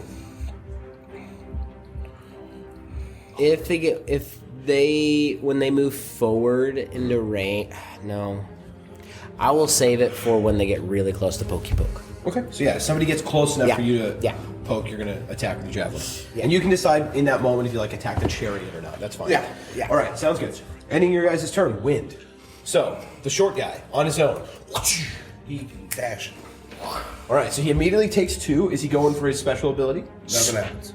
You're the green one, aren't you? Yep. And he fails? Special ability. Okay, so he just races forward straight 2 spaces. All right, and he's turned grease lightning. All right. I'm assuming taking their minimum and a dash. Okay, and then the other guy, he's got an action should he choose to use it. Were they just going straight, or did they want to veer off? In front of us, is there any... I want to try to go towards, take a wide angle if there's a turn coming up. Okay. Is there any turns coming up? There is a turn. It seems like the next round is going to be like dealing with the turn. But yeah, I'm almost immediately, once you guys get out of the area of the arena, there is an immediate turn to the left. So you want to try and like get... I want to get it so that I don't have to slow down and take a real hard angle. Like I can take a wide angle. So he probably starts going over a bit. Yeah, I would go right if that's where I'm at, right? Yeah. Okay. But you've got... one of them has the reins. It probably doesn't matter. And so then I can see that I'm right by Lumen and them. I want to have Jalapeno crossbow one of the horses. I buy it. Already. The crowd is right here. Yeah. Jalapeno. All right. So for his crossbow, it's going to be a plus. Well, he has already kind of had it at his side. Yeah. So it will be just like a trigger pull. Yeah. So it's like a quick... You don't really see it. Jalapeno very sneaky. Go ahead, roll a plus. How did that ball get in that horse's neck? I don't know. Jalapeno will hit with 19. 19 definitely hits one of the horses. Go ahead and roll a d6 plus 1. Do horses share the chariots, you see? 7. That was max damage. Oh my goodness. They're part of the chariot. 7. How much damage? Max damage. 7. And this is against them? Yeah. Okay. Oh, by the way, your guys' chariot, its AC is 16, and you've got 35 hit points. You might write that down somewhere. Or Clonus can, either of you. And then your guys' chariot, 16 AC, 35 hit points. Crazy, right? Sorry, what's the thing? That's the whole thing. The horses and the chariot are 1. What? Can you say that one more time? Sorry. When it hits... AC is 16, 35 hit points. So that just means, like, whatever it is, the final blow, that's what gets you. So if somebody dealt damage to the chariot itself, you broke a wheel, whatever, somebody dealt the final blow to the horse, it killed the horse. Oops, I did not mean to pull the trigger. Yeah. All right. As I'm loading another bolt. Yeah. Ending Grease Lightning's turn. Airbud. Oh, that's me. The 2 guys from Tradeacre. This loud... You just see and hear this lurching of wood.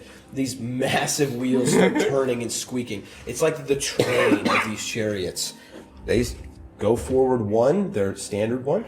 and then immediately veer off straight for Lumen and Clonus. They are going to, you see these, you like veer away from them, and then you look back after a second, and you just see these bolts straight for you. They're going to make a ram attack against your chariot.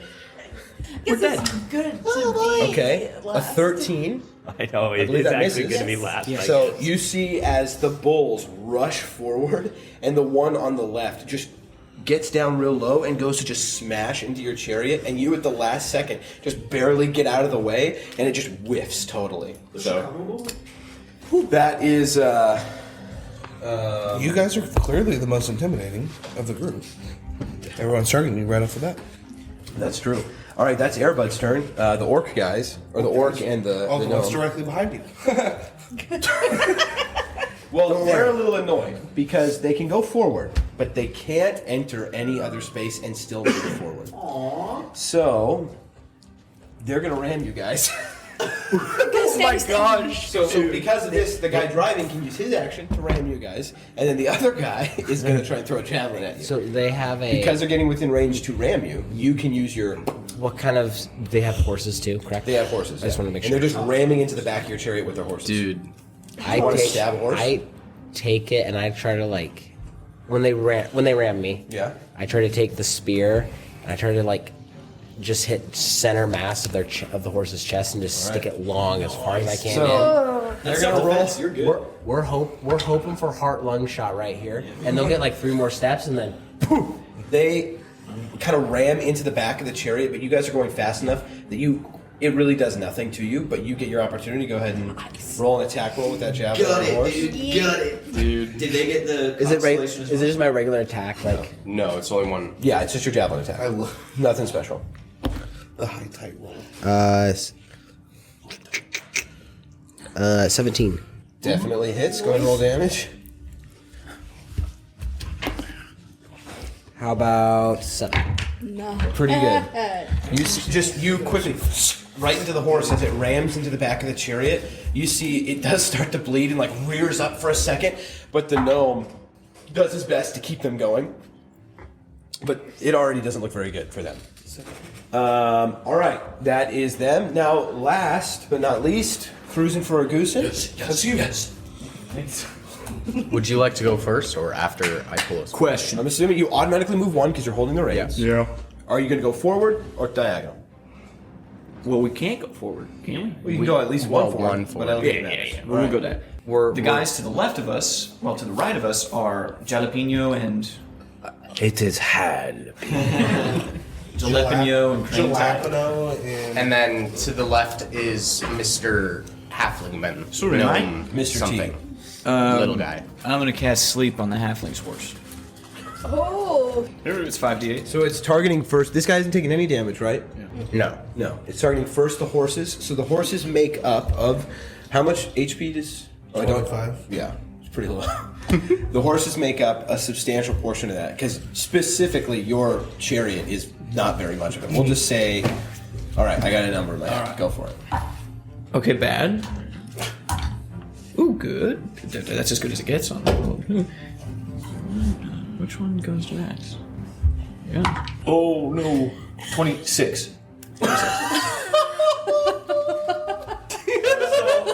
One above average. Hold your hand out, and you watch as both of your horses sit up to the ground. The chariot just screeches to a halt. Yes. Both horses immediately take damage, though, and wake up. Yes. So they do stop. What I'm going to say is the next round, you don't get your base movement.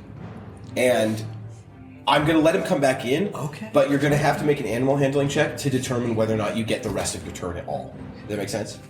So it's not going to commission because they immediately wake up from taking an insane amount of damage. Now not insane. I'm going to deal some damage to the horses. Ooh, they might hurt. They might hurt. So this is just from crashing into the ground at full speed. Like you started going and then went. All right, 7 damage to your chariot as a whole. As the horses just crash face first, you hear the chariot and crack in a few places. All right, well done. That's you guys. Surge. Okay. And then throw Using it right on the first round.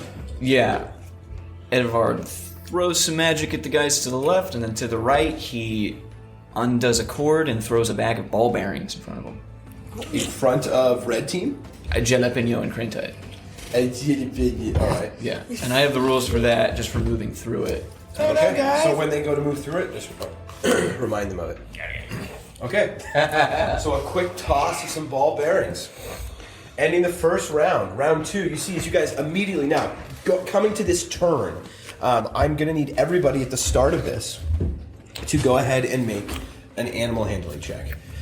Except for you. We'll see if you can make it and just keep this number in mind, okay? The guys with the reins. The guys with the reins. Only the people with the reins. So for you, Matt, did I already tell yours was a +2, right? Yeah. 21. 21? Yep. Very good for yellow. Okay. Did anybody get lower than a 12? 17 plus 4. Okay. 13. Okay. Everybody, wow, real close, man. Everybody is still on track. No hiccups. If there had been any, we would narrate that, but you guys are good. On your turn, just keep in mind, was it a 12 or above? It was 22. Okay, yeah. So if you are able to keep moving, we won't have to worry about your turn. Okay. Immediately, at the start of this run, everybody's racing forward. You quickly make this turn. Everybody is fine. It helped out in the end. You kind of went to the right and got to the right of some of the other people, and you were able to push them into the tighter part of the turn, and they were squeezing, but everybody makes it through, and you guys continue racing. All right, enemy 2. That's you, Lumen, and... Hey, point of order. Caltrops, not bearings. Okay. Those are spiky, right? Yeah, caltrops are the little jacks. The ninja thing. Let's keep going. You guys just want to keep running? I mean, you get your automatic movement since you're holding the reins. You go forward, or you want to go left or right? I'm assuming left to get away from the bulls. That's our driver's decision. All right. Our Where you going? attacks, I think. What happened to the people behind us again? They just couldn't move forward, and they kind of like butted up behind you. I need to know. Okay. If you move to the left, it gives them a chance to kind of get ahead of you. What? Our opportunity attacks, I think. No. Okay, good. Just because these units of measurement are not 5 foot, you know, it's like you're getting up close to somebody. I'm allowing like held actions for sure. Okay. For the moment that somebody does get close, but no. Okay. I will. That would suck. Yes. Are you going forward? If you go to the left, you do open up the opportunity for the orc to kind of start to get near you. But if you go just straight, he's still stuck. But, well, no, not if you go all the way. It's up to you. What do you What's Lumen thinking? Go left. All right. I like. And then are you using your action to keep going forward, or you want to use your action for something else? There is a pile of ball bearings. Right? Oh, yeah. Well, they don't necessarily know that. That's true. Can you go ahead and make ball bearings? Make a sleight of hand check for me, Jude. You got this. And then it's going to be compared to You've got the perception. thing if you do from. Oh, I did not. What? A die? I know what he's saying. Okay. Roll. It was rough, but I got there too. It was rough. It was rough for all of us. Yeah. It hurt. Wait, do I want this to be stealthy? Do you want them to know they're there? You want this? This is up to you. I should have given you the choice, I guess. No, but I don't assume want them to know they're you there. don't want them to avoid yeah. it. And this is once per turn? Mm-hmm. This was last turn, technically. 20 run. Okay. Well past this passive perception. So what does it mean when he steps on them? He's got a mate. You can either move at half speed, which you're not going to because you don't know they're there, unless you're moving at half speed, period. Or you make a DC 15 dexterity saving throw, or they must stop moving and take 1 piercing damage. Okay, I'm going to have it be an animal handling check. Yeah. So, dang. And 1 piercing damage? Gross. Or they can ignore this if they move at half speed, but they have to know the caltrops are there. Yeah. So I'm just going to make it the roll thing. We're not going to worry about that part of it. So make an animal handling check. The DC's what, 15 you said? 15. So you, immediately as you start running through this section, the horses start screaming in pain, and you see all along the ground these spikes. You got to do your Works for best. him. The effect is effectively the same because he's right in front of me. Well, you can veer off. Oh, yeah, I guess I could. 15 plus 4. Okay. Hey, you beat So nothing happens then? I believe nothing happens. Okay. If you had failed that, you would have just had to stop for the full next round. So. Do we see now that they travel through? Well, he got his horses going still. Yeah. I'm going to say no. Okay. I don't think anybody else noticed exactly what happened there. Well, depending on where they stop will depend on where I move in. Yeah. Yeah. Well, you don't have. Oh yeah. Do you want to use more movement, or are you good there? You still got your action. I was thinking about doing warding bond. Okay. So you have to cast that. So you'll have to give up the reins if you want to. Yeah. Okay, so you give the reins over? Yeah. I'll give him a nod. I'll grab the reins. So for your action, you can. I'll just spur on the horses. All right. You want to go straight, or you want to go around here? I would like to go straight. All right. Boom. You guys are still leading the pack here. What are you doing with your action, Lumen? Warding bond. Okay. On who? I'm assuming The horse. the horse. One of the two horses. Yeah. Okay. I'll just allow that to affect like the chariot because it gives it AC bonus, right? No, that's Shield of Faith. Warding bond is damage. It does too. It's +1 to AC, right? And then Plus 1 to damage AC and saving throws, and is resistant to all damages. So remember that. I'll say, translating this to the chariot here, +1 to the AC of the chariot, so mark that word, you put the AC, kind of in a bubble in case you lose concentration. There's I'm no going to say concentration. it's +1 to AC, and it said what? No concentration. Oh, this is not a concentration spell? Whoa, okay. So then just add it to the AC. It said +1 to saving throws as well, right?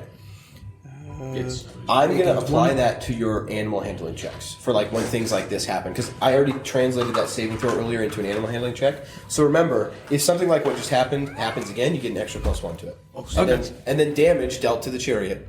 So we automatically have a +1 to animal handling checks. Yeah. In addition to whoever's making them, no matter what now. If you're making it, you only have a +2. It's a +3 now. If he's making it, it's a +4. It's a +5 now. Okay. Cool. Because the chariot just has a solid +1. Yes. Okay, cool. And then the damage, though, is strictly being halved and given to Lumen. Because he's the caster. That's right. But they should die before I do. Well, certainly. You know the HP of them and the HP of you. So hopefully theirs isn't greater than yours and you still just did it. Yeah, I'm good. All right. They are good. Wind. So, immediately. And they make an animal handling check. So you lose in addition to the one. Yeah, so that was just to see if you keep going. This is to see if you get control of the horses and get them up in time to be able to take this turn. 18. You are good. So you do, like I said though, give up the automatic movement. Now the only movement you have this turn is your action movement, should you choose to use it. Okay. I'm assuming you're not going to stay in place. Yeah. Dash. Are you going to try and go for it? Go for it. No. Okay. Bummer. But you're still in the race. So immediately, getting control, you see he is still in the race, but you basically caused him one full unit of movement this turn. All right, ending Wind's turn, Grease Lightning. I want to try to move diagonally to be totally, I guess the farthest I can get is above the green, huh? So quickly, as you start to move, veering from out of nowhere, the Grease Lightning, this like red blur just right in front of you, and is now taking up this corner of the turn. And then Jalapeno will fire another bolt from the side at I guess these grease balls, Lumen. What are they called? What? Enemy 2. Jalapeno never cheats. So in the middle of the turn, what people, as far as you're aware, are not looking. You, holding up the crossbow, fire. Not at Lumen, but at the horse. I know. Oh, okay. You fire at their right at Lumen's chest. Kill Lumen. If you want to fire for an individual, we'll use their AC. Yeah, obviously. okay. So maybe you'd have a better chance. I don't know. Firing at the chariot, it just veers off and totally misses. All right, I believe that's you. Airbud, that's me. The two weak dudes from Tradeacre. Each of them holding one of the reins. Just racing forward. Go right for... no! Straight for Lumen and Clonus again. This time now, right up next to you, they are going rushing over from the side to try and hit you. How many rounds are we at? This is the second round. Oh my gosh, there's 10 of these? Crit fail. So, crit fail. They fall into the dirt. The linchpin falls out. They fall to the back.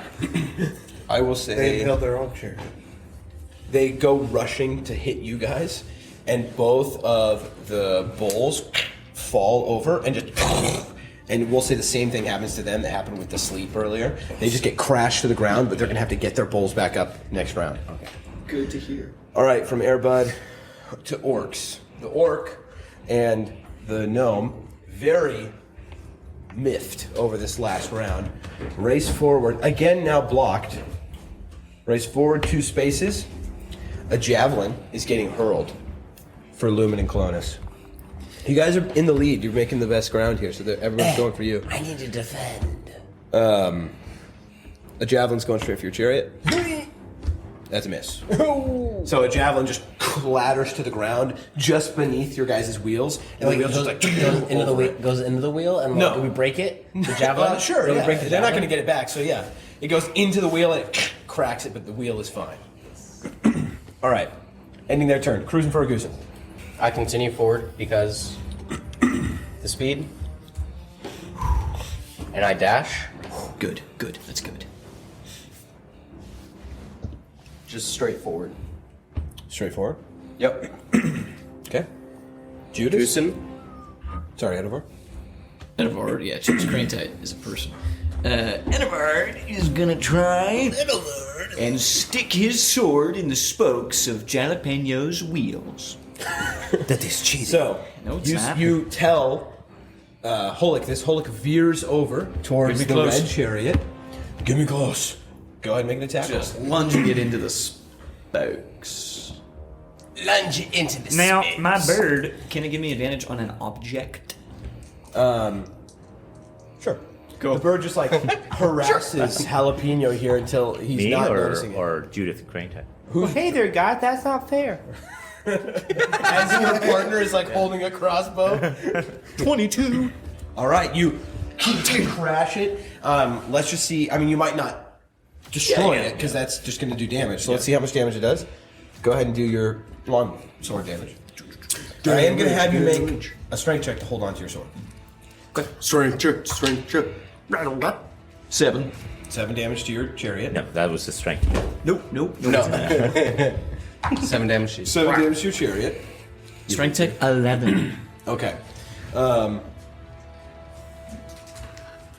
I've got a real strong chariot. Shove the sword into the wheels. Yeah. It cracks a few of the spokes, and you hear the wheel like lurch for a second, and then the sword is ripped out of your hand. I will allow you to force hold onto it, but you'll take damage or lose the sword. I will take damage, or like the chariot. You, Jude. Well, no, I mean Edovard. I'm gonna punch you in the face. How bad do you The want immersion this is sword? killing me. Literally. So I'll let you hold on to it because you were very close to what I had set. I'll let you hold on to it, but Edovard will sustain damage in doing so. It depends. I'm It'll be taking force the damage. attack action as my action. With 2 weapon, do I have a bonus action to make a second attack, or then I will Try and hold on. Yes. All right. How much damage can launch do? You take 39. 2 force damage. Oh, damn. As you just. But And you can no longer use that arm. No. All right, that would suck. Ever. And then, since I'm holding on, I'll come around with my other arm and try and chop down with an axe on the wood. Because I'm a lumberjack. Yeah, lumberjack. Lumberjack. 11. No. 11? Nope. Oopsie, missed it. And as you do, he now seeing what you're doing, he pulls the chariot away, and you just whiff. Opportunity attacks or a thing, you said? No. Judith Cranetime blows you a kiss. I'm conflicted. Oh, look, I think I'm in love. Yuck. All right. Ending your turn? Yep. All right. That now brings us back to enemy 2. Enemy 2. Lumen and Clonus. Clony Lumen. We're communicating, sorry. Cleopide via telepathy. Yeah. Lunamoth. Yeah, let's get to Venora real quick. I was going to have you do the top of the rounds, and I forgot. They held you until the end of that second round to let you go. All right, Venora, you're just back here. And all you're doing is running. And so you're on a horse that they gave you. Do you have proficiency in horses? It doesn't matter. You're just on a horse. And so every turn... Why didn't you do that now? And just move 2 if you want. And, I'm just at the very when I leave the stadium, I cast locate object. okay. If I get a ping, I'm just going to throw one of my Stones. little stones to the direction that's coming from, like left or right side of the road, right when I see it and feel it, and then if I exit that, I'll throw another one, so I know it's like. Okay. You're just gonna I hit was some. curious how you guys are going to do that. Are you being Some stealthy? poor- Are you being stealthy about it? A tribe. Some poor stand. We'll get there when we get there. Like fan. It's like right on a fan corner where there's a bunch of. And then just. All right, guys. My son! Some My idea what you're son! doing here. You have to pull over. Do you guys want me to just let Jared go first real quick? No, we're good. Okay. Okay. So I'm holding the reins, and I'm going to spur on the horses. Okay. So your action. I get my free movement, and then your action movement, and then my action movement. I'm gonna go one more. We're gonna go straight two. Yeah. Okay. So rushing forward, Lumen. What are you doing? Russian. I was gonna do Sanctuary. Okay. Whoa. On yourself, or like, do you want to try The put it horse. on- Okay, I'll allow it. Put it on the chariot. Which horse? Because this is a creature. Which horse? The one on the right. Which it's closest to the bulls. All right. So now, if they try to That make are an on attack, they have to parade. make a wisdom save, right? Yeah. And, All right. Just or remember attack it. someone else basically. From that side, right? Not the left side. Huh? From that Both side. sides. Both sides, Here, but it's you two wanna hold horses. on to that? But it's Yeah. two horses. Okay. You just only see two horses. All right. You have two eyes. You holding up your hands in your holy symbol, you kind of spin them around, and you see this bubble of divine energy wrap around the entirety of the chariot. We'll see how that works. That's going to be cheating. I don't know what Jared, it's doing. Can I hold a dash action? Oh, can. Excuse me. I'm sorry. Yes. What? So sorry. The last one thing is, can I hand over the reins after he's done casting that, You guys, as a team, can make one reign transition per round. or do we want to hold that off till next round? You gotta let me know. Oh well, hang on. Because he did a bonus action but didn't take an action. Oh, he did? You didn't even use an action? No. Bonus action. Okay. Well, you still have your action. So Lumen, do you want the reins? I'm gonna ask. And that's a free action, right? Yeah. You can pass around. I'll do resistance. The cantrip. That's legal. On who? On the horse. That has all bludgeoning, piercing, and slashing damage. Okay. Same But that's for damage. one round, right? Yes. Isn't that how Oh, that it's one round. Oh. Well, you just keep doing it. All right. Okay. And then you take the reins. Now you guys are moving forward. Sorry, go ahead. Green wind. Is that what you're Can I doing? come around? Wind glide. Sorry, that was close. Can I go? Is that side blocked off? Right here? Nope. Okay. I go will over? Go over. Okay. And then you still can use your action no matter what. You go one more. Yeah. And then you going for it. Finally, I got it. Okay, so you guys see, catching back up after the sleep incident, this guy just yells at the horses, and the two of them push beyond what they should be able to do. That light weight is catching up, and he pushes forward. Also, I forgot to tell you, you have a sling. If you ever need to attack someone, based on your guys' morality, it's up to you, should you please, but if you, it's a +3 to hit, if you hit, it's a D4 +2. Okay. Okay. But rushing past, you guys now see, going past some of you and catching up to Lumen and Clonus is Windy. All right, Grease Lightning. Go over Lightfoot. That's you, Jalapeno. Oh, yes. Oh, yeah. Okay. I will dash.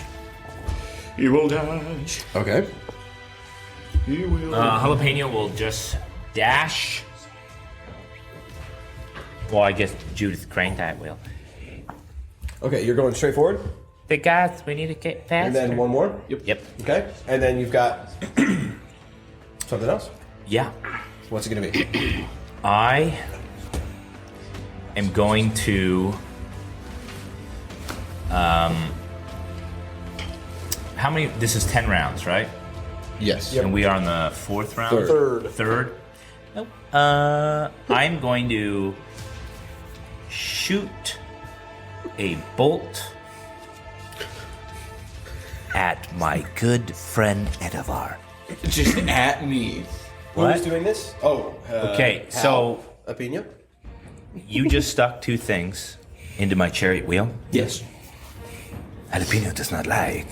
Jalapeno does not like. I can't hear him, but I just see him the gun just, like, pointed at looking me. All right. I will pretend like I'm aiming at the horse, but I want to. I'm gonna fake like the chariot hit a bump, and I'm gonna aim up. Oh and shoot my it. god! But there clearly was no bump. With a Or +1 performance. There was clearly no Jalapeno bump. is great at acting. Yeah. My mama always say. 16. Okay. That's So pretty yeah, good. you pretty effectively. Ooh. I believe it. Now go ahead and roll an attack roll on Edovard. I would be mad, but it looked like an accident. 17 plus 3. So 3, 20 to 20. hit. Edovard. Shield. Okay. You see Jalapeno. You see as this bolt straight, right between his eyes, just as he looks at you and throws his hand up and deflects it magically. You are very familiar with this spell. You know exactly what he did. I raise my hand. Jalapeno would not have expected this guy to be capable of such advanced magic. As I raise my hand, my spellbook flickers up, and the arrow doesn't deflect. It just stops and drops. It doesn't veer off in any direction. Oops, Jalapeno accidentally shoot you. I don't know what he's saying, but I'm really mad at him. You just saw him like put his arms Yeah. Yeah, you just. and his little pencil stash is like curling. I knew he had a pencil stash. All right. Airbud races forward. They're going for what they were going for before. But they have to make a wisdom save, correct? Yes. Yes. 12. I believe that's a fail, right? Yeah. Well, who are they going to attack now? That's great. We'll say they started the attack here. And because they're magically compelled to attack, they veer over and attack Hulac and what's his name? Edovard. So they started the attack and lurch over. The guy's like, "What are you doing?" And they just lurch over. So their attack roll is now. I like how they're all getting French. They got 2 attacks. That's actually cheating. So a 15 on your guys' chariot. That just misses, doesn't it? That misses. Okay. They just crash into the chariot, but the two chariots just like bump into each other and keep going. All right. That's great. How far are we away from the start line? Great song. 3 2 rounds. feet. No, you're like 3 neighborhoods through. Okay. Like you've driven through a few neighborhoods now. So 400 feet. I don't know. But a lot of people, I mean, all these people right at the beginning seeing all this crazy stuff already. Oh yeah. This is awesome. Yeah. Cool. All right. So with that, the orc guys finally, with a clear opening, just race forward, and they're also going to throw a javelin at you guys. I mean, what else are they going to do? They throw a javelin at us? Wisdom saving. Oh yeah, I forgot about that. They might have to throw it at the. Yep, they're gonna have to throw it at the other guys. Yes! They throw one at Airbud. Where's Sanctuary? I think they miss actually. Yeah, they miss. He doesn't have a +9 to hit. So a javelin, he's like, whoa, and he like turns and throws it to the side of him, and it just like goes off nowhere. All right, It's a bystander. Cruising for a goose into you guys. So we had to give Lexi something too. Yeah, like you're not actually able to kill anybody in the race. You're just like stopping and yanking javelins out of people's stomachs. And I'm so sorry. I'm dashing forward. Is that 2 spaces? 2 spaces. Okay. Now 4 chariots, almost perfectly in a line. Everybody kind of bumping into each other and racing to get ahead. Soap flies by the busted wheel, and you just slightly hear it as something shatters on it. And then I'm gonna have Soap make an attack roll. Ooh. Because of the speed and everybody moving so quickly. Plus what? Can Soap just like suicide dive in? I'll just say Soap uses his dexterity for this. Okay. The card. So 12? Yeah, that hits. Okay, I'll take it. That way, there's a chance for him to fail. And then Edovard, in one hand, finishes reading an incantation, snaps his book shut, grabs his longsword with 2 hands, and then bright blue flames just flick along his sword. Shield. Are you attacking the wheel? I'm not going to use this because I might need it later. It's 24. Are you attacking Jalapeno's wheel? Yes. Okay. No, you put oil on somebody Like else. He's attacking. Like a batter swing, just. Okay. You smack into the wheel, deal damage, and then that extra fire damage, and then the fire damage on top of the wheel. Yes. Yeah. So a part of Green Flame Blade, an enemy within 5 feet also takes an Excuse you, Blue Flame. Blue Flame Blade. Can I make one of them take the extra fire? Because it damages a person within 5 feet of the attack. That would be one of them. Those are the only people within So 5 feet. whoever's closer makes a dex saving throw. Or no, you just take it because it's a to hit. That's a d20. Okay. Wait, what am I doing? I mean, it's in the grand scheme of things. I don't think it's going to. I don't really know what even my health The points wheel. are. The wheel takes 10 slashing damage, and then 13 fire damage. That's 8 fire damage plus 5 from the oil. Are you out? No. And then whoever got hit with the fire takes 8 fire damage. No. How much HP? Matt, I started with 40. I'm gonna just say that Judith Cranetite took that fire damage. He had 15 hit points maximum, so he took 8. He's at 7. Okay. So he's just burning. Max fire damage, baby. All right. You smack into the wheel with this burning sword. Immediately, it And just how much? I took. erupts. How much damage did I 23. take? The wheel took 23 to the Chariot. It was 10 and 13. All right. And then 8 to Judith Cranetite, who's now at 7. Yeah. I will say the other guy, Jalapeno, has 22 hit points. I will never die. I can hear that. You hear that time. I'm a little He intimidated. doesn't look at Judith Cranetite, who's just like, burning, and he just looks at you and, I will never die. Oh man, I like him. As his like chariot wheels like Jalapeno's now just mad. That's me. Oh, you just That's say us? All right. Oh, I thought you were gonna say he's not just mad. He's and Oh, just okay. all right. Enemy 2. Hang on, real quick. Let me check. Round 4. Nope, no special thing on round 4. Go. That's you two, Lumen. That's I am going to spur on the horses. Here we go. All right, running forward. Running. Do you go to the side at all? Oh boy. Or you want to just go straight? Just veering off in front of the rest of them. As you see, I believe a turn. But the thing is, I did turn on my blinkers. Oh, classy. All right, Lumen, you got an action. What are you doing? That was Shield part of of Faith. That was the greatest. Shield of part. Faith. Yeah. So Sanctuary is not still going? Is it just one round? Or It's is it 1 still minute. going? It's 1 minute. It's 1 minute. So he's got Warding Bond, Good Sanctuary, gravy. Shield of So Faith. you've got Warding Bond. All right, here's your concentration thing. Bruh. So Shield of Faith adds a flat +2 AC to your chariot. Yeah. That's Dude, you know what guys that's are stacked. 19 AC cart, baby. Here Oh we go. my goodness. And Sanctuary. So they might not even got get the tightest cart. Yeah. The tightest cart. Literally, the cart is like It's so tight. It's like the ads you see when they're like running the cart, and all of a sudden like armor gets thrown on it. Yeah. Incredible. You guys are just a tank, actually. All right, ending your turn, wind, and then grease lightning. All right, Dash. So you're keeping up, though. Sorry, I did give you the guy that's like got one thing to do. My bad. Or could we switch No, reins? I enjoy it. Could we you guys want to pass the reins back? Yeah, we are switching the reins. All right, Yeah. so after casting this spell, well, no, as part of it, you throw the reins over to. Oh no! After casting, sorry, he gives you the reins, right? Yeah, I give him the reins as Got it. my bonus action. Grease lightning, and then do you have a bonus action to do it? Nope, that was Okay. Grease lightning, and then air bud. You already went? He just dashed? Yep. Huh? Yeah. What a pacifist. You said good person, weird. I want to ram my fire wheel into this guy. Yeah. Into which? Oh, into Hulac's? No, into Edovard's? the little guy, right? No, into Hulac. Yeah, the one that did it to you. Yeah. All right, so whoever's got the reins, which is Judas, right? Or no? Judas Cranetite. Yes. He's gonna all right, he's got a little bit of violence. Yeah. Oh, he's burning, Yeah. So I'll say make an attack roll. You can go ahead and just add a flat +3 to this. Oh, it was a 13, so 16. I believe that hits. Shield? On the chariot. Yeah, I don't know. Isn't shield specify it's on you? Well, It's yeah, self. but so does Sanctuary. Oh, it does? Creature? No, not self, but creature. Yeah, but shield is self, right? Yeah, but horses. All right, so I'm going to draw the line there. That's fair. That's fair.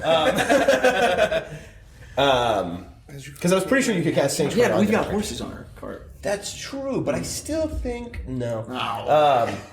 We need magic horses. So ramming the chariot into them, go ahead and you can do a d6 of damage.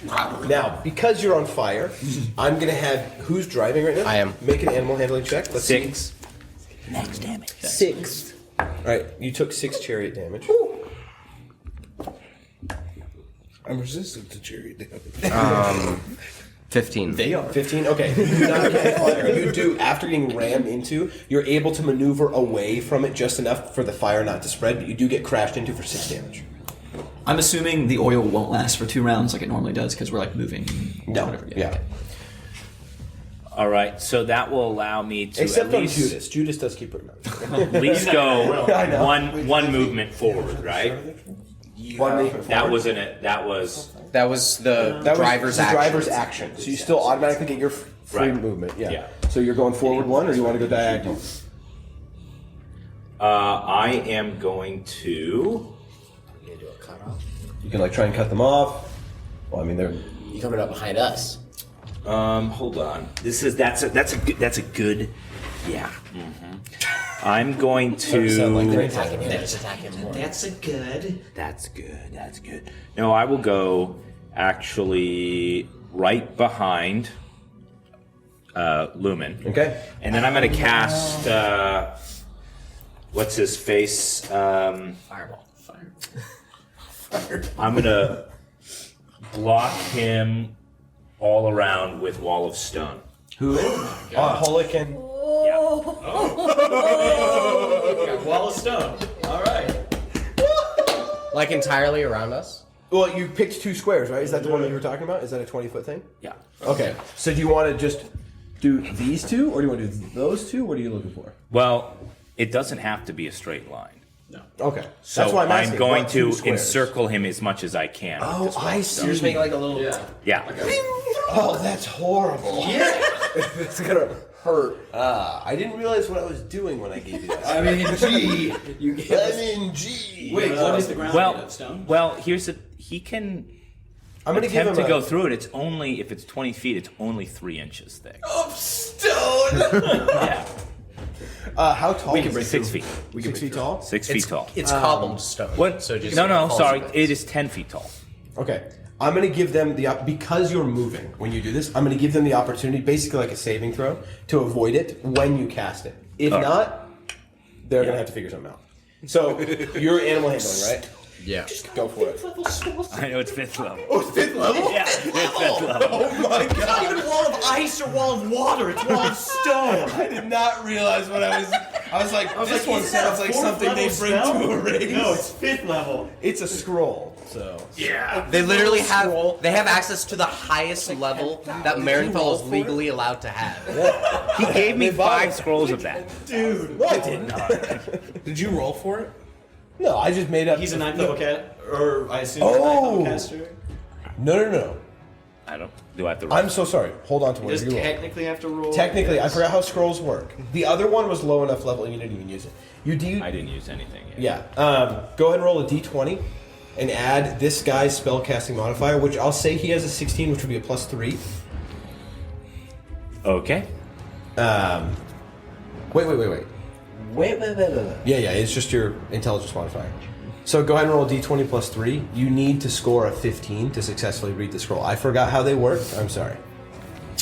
Okay. Do I want the blue or red? One of the blue. What was it? 11 + 3. Okay. So unfortunately, for who's casting? Because Judas is driving, so this is Jalapeno. It's Judith, isn't it? Jalapeno spent Yeah, a it's lot of Judith. money on this scroll, but he knows it's above his pay grade. This is a little bit beyond his ability. He holds it up, and reading these incantations, you guys hit a bump, and he misses one of the lines, and the scroll fizzles out. Nothing happens.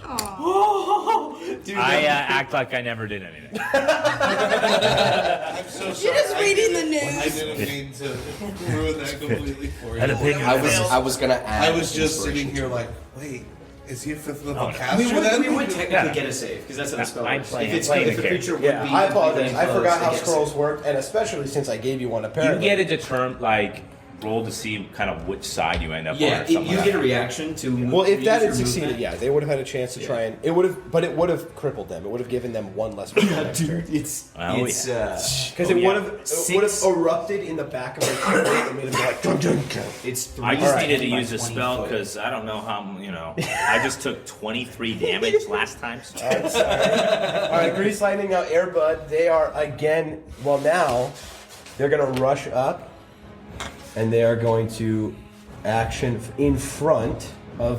They're real mad. They're gonna go for.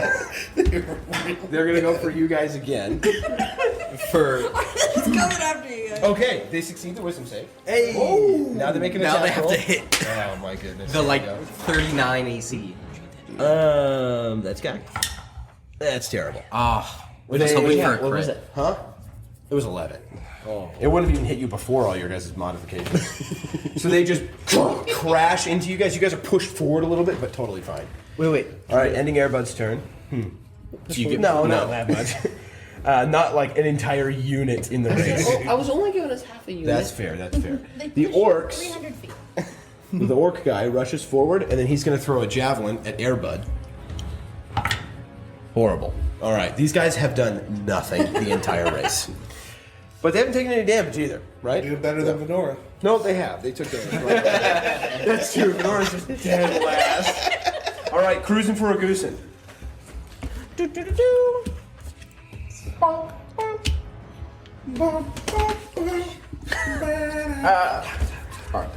Okay, so 3 in line, racing forward as 3 in the back. I'm barely holding up the rear. What are you doing? Going around the oxen. Yeah, you guys are now in front. You look over, and these 2 massive. They're not oxen. They're long I know. bulls. They're just like running straight for you. They go before you next time. To the right of us, I'm going to throw down more caltrops. Nobody ever went through that space again, right? No. Okay, to the right of you? Yeah. Clever. Clever. Okay, just remember they're there, please. Yeah. And then sleight of hand, just because I don't want people to. Oh, okay. 13 sleight of hand. Okay. So, passive perception, Lumen, you watch as he, because you're right beside him, Edovard beside you. Doesn't matter. You're not going to run over there. But you watch him like throw these spike caltrops out, and you're like, oh, that's what that was earlier. All right. He tried to take you out. You're looking at me. You guys are just like. Just pulsing with magic divine energy. They have the rims that spin. Our the chrome rims are just spinning in gold.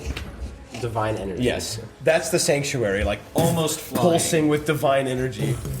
Yeah. All of a sudden, all right, Goose, is that you? That's me. Yeah. All right, enemy 2. That's you guys. Okay. Oh wait, this is the start of it. The 5th round? 5th round. As you guys now turn, not as steep of a corner, not as dangerous, but just enough of one where you can't see past it yet. I'm sorry. A blue dragon. Yes. You turn to the right slightly and now see ahead of you this wall of carts. An attempted crossing across the road of a merchant vessel of 3 carts. You see 3 people rushing across. They all turn, start screaming and trying to rush their carts ahead. There's going to be collisions. I need everybody to make animal handling checks. This is the most realistic part of the race. People would, of course, try and cross. They're like, it's going to be a while till the race is here. I can only roll good on the animal handling on the non-bonus. That's good. You're not going to kill anybody. I mean, yeah, I guess that's important to my character. All right, so all of you, each cart, enemy 2. What'd you guys roll? Oh, you need it. Okay. For a total of 13. Are you doing it? You won't get advantage. Yeah. That's just short. So you guys are plowing into some people. It's not worth it. We won't. Okay. Well, we have divine horses. That's true. Wind guy. Remember divinity. Okay. So it's a 14 to succeed here. Oh, that's just smart. Levi, who's or Grease Lightning? 14 plus 3. So okay. 17. 17. You guys are good. Yeah. 15. Okay. Air Bud. The bulls don't care. They don't. Yeah, Dude, that's rough. That's got to be a penalty. Oh, no. Penalty. Ooh, and the orcs Foul. too. The orc guy too. Dude. Foul. All right, Or so use the javelin and get out of the way. it's not an intentional thing. Everybody veers off to try and get out of the way of these things, but you guys crash into a cart. Well, they're the first ones, so, you know. Yeah, annihilate it. That does mean this turn you are not able to get your automatic movement, but you can like make it the same thing with the sleep thing. I'm going to let you guys make an animal handling check. If you succeed, you can do your dash movement. Does that make sense? Let's get out of my... But you do crash into this cart, completely shove it to the side. Then now in front of when you do, these guys barely dodge out of the way, but now it's right in front of the bull guys, who just, it gets hit once in front of them, and then smashed into by the bulls. The bulls just, boom, will shove it to the side, split parts of it in half, What comes throw out it of to the either cart? side. Cabbages. Of course. Unfortunately, a very, very impoverished cabbage merchant. Absolutely. His entire life's work just gone. Who else failed? Grease Lightning, you were good. You guys were good. The orcs. The cabbage cart then falls, crashes to the ground right in front of the orc cart, who then just, I'm sorry, crashes in. Green Goblin moment. Yeah. Oh, I'm sorry. It was just those three that failed, right? Yeah. The cart owners back. Yeah. The other two carts were fine. It was just this cart that got hit by literally everybody. He's like, hello, we're fine. All right. Ending that little Layer action. Yeah. Ending that guy's Layer entire action. livelihood. Venora, you'll be fine. Don't worry. You turn the next corner. Another trip. No, next turn is something else. Tomatoes. All right, so now it's actually you guys. Go ahead. Okay. So who had It's the the range? orphan crossing. He does. So to continue, go ahead and make an animal handling check. Let's see if you get your movement this turn of your action. Shoot.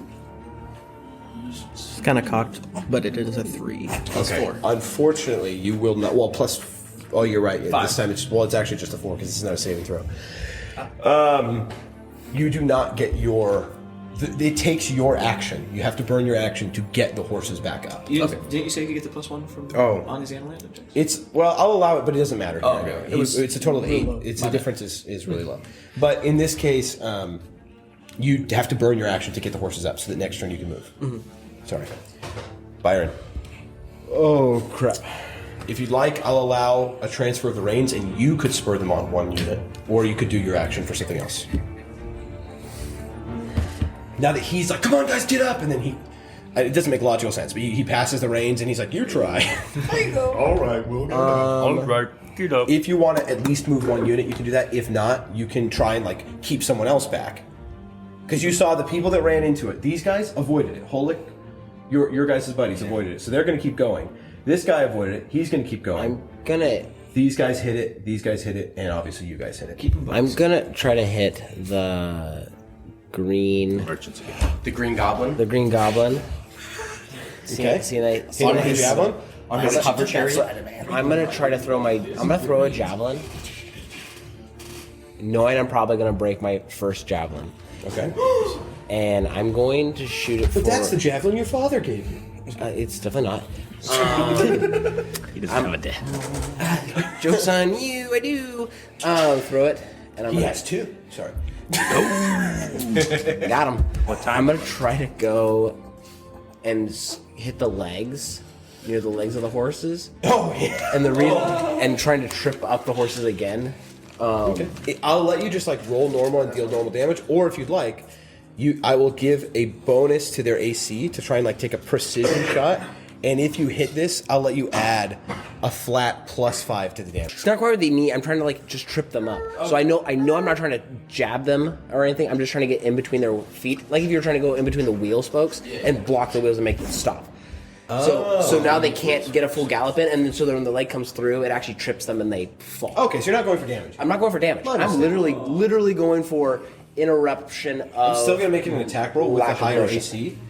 Yeah. But if you succeed, then this guy didn't fail that thing, but it will treat it as though he did. So he'll get that's that what hard that's stop. what I'm trying to do. Go for it. This is a load of barnacles. How about a critical or natural 20? Whoa. Dude, you throw it and it spins. So here's the thing. I was going to then give him the option to do the thing that you guys did to have his action. His entire next round, done. Oh my goodness, that's amazing. So you throw. I hate the nose. You throw. Good. I don't know. Throw a jab. He sees it after you stop. You expertly throw it ahead of him. It spins around, and like a bar, like a clothesline, you just trip these horses. They start falling in front. You now perfectly weave out of the way of some of these cabbage carts, but then get tripped, and your horses again flat on their face. Really bad. You hear some breaking of the cart. It's going to take your full next turn to get up and get moving again. Are you sure it was the cart? No one is. All right. Sorry. Natural 20 had to give it some reward. All right, your turn now. You smash into the ground, you get the horses back up, and people are moving ahead, and that is the best you got. Grease lightning? But it looks like them beside you also aren't moving.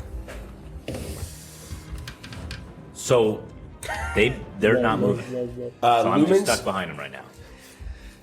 Yeah. Well, you could go over one, burn one of your movement, use your action movement to get on par with them, so that you're at least moving in some regard. I will, yeah. And then I will... And you're farther away from them now, so less likely to die. Right, yeah. And I will... shoot over the halfling. Shoot over him? Yeah. At someone else? Yes. Okay. At who? I'll take whatever disadvantage to hit Edovard. Sure, it would be disadvantage. Yeah. Go right ahead. Okay. So there's this moment where all three of them ahead of you abruptly stop because of these carts and stuff, and you have to veer over, and then you're now on par with them. You shoot over each of them. Go for it. Over 3. And you're specifically going for him or his cart? No, Edovard. Okay. You know, it's like, because then it'll look like, how did I hit him? Yeah. There's all these people in front of me. The evilest smile ever. That's the worst. Okay, 12 plus 3, 15 to hit Edovard. Okay, Edovard, there is a moment, though, where you're like, whoa, and everything's moving around, and you turn just as a bolt just barely nicks one of the bandages, and you look over, and you do see Jalapeno with that terrifying pencil stash evil grin. Oh, no, now he has to die. Does that go by all us, too, then? Yeah, wait, like, Lumen, you're just a Like, crossbow. no, both of your guys' carts went to a dead halt. So he's shooting at them, they stop, and it just goes right in front of you guys. All right, now... Can I roll to see if I hit one of them on accident? Since I missed. No, unfortunately not. Too bad. Is there any bystanders on the other side? Oh, yeah. One of that bolt definitely was just like, ah! Hey, can you play 2 characters and we can have Jalapeno join the party? Okay.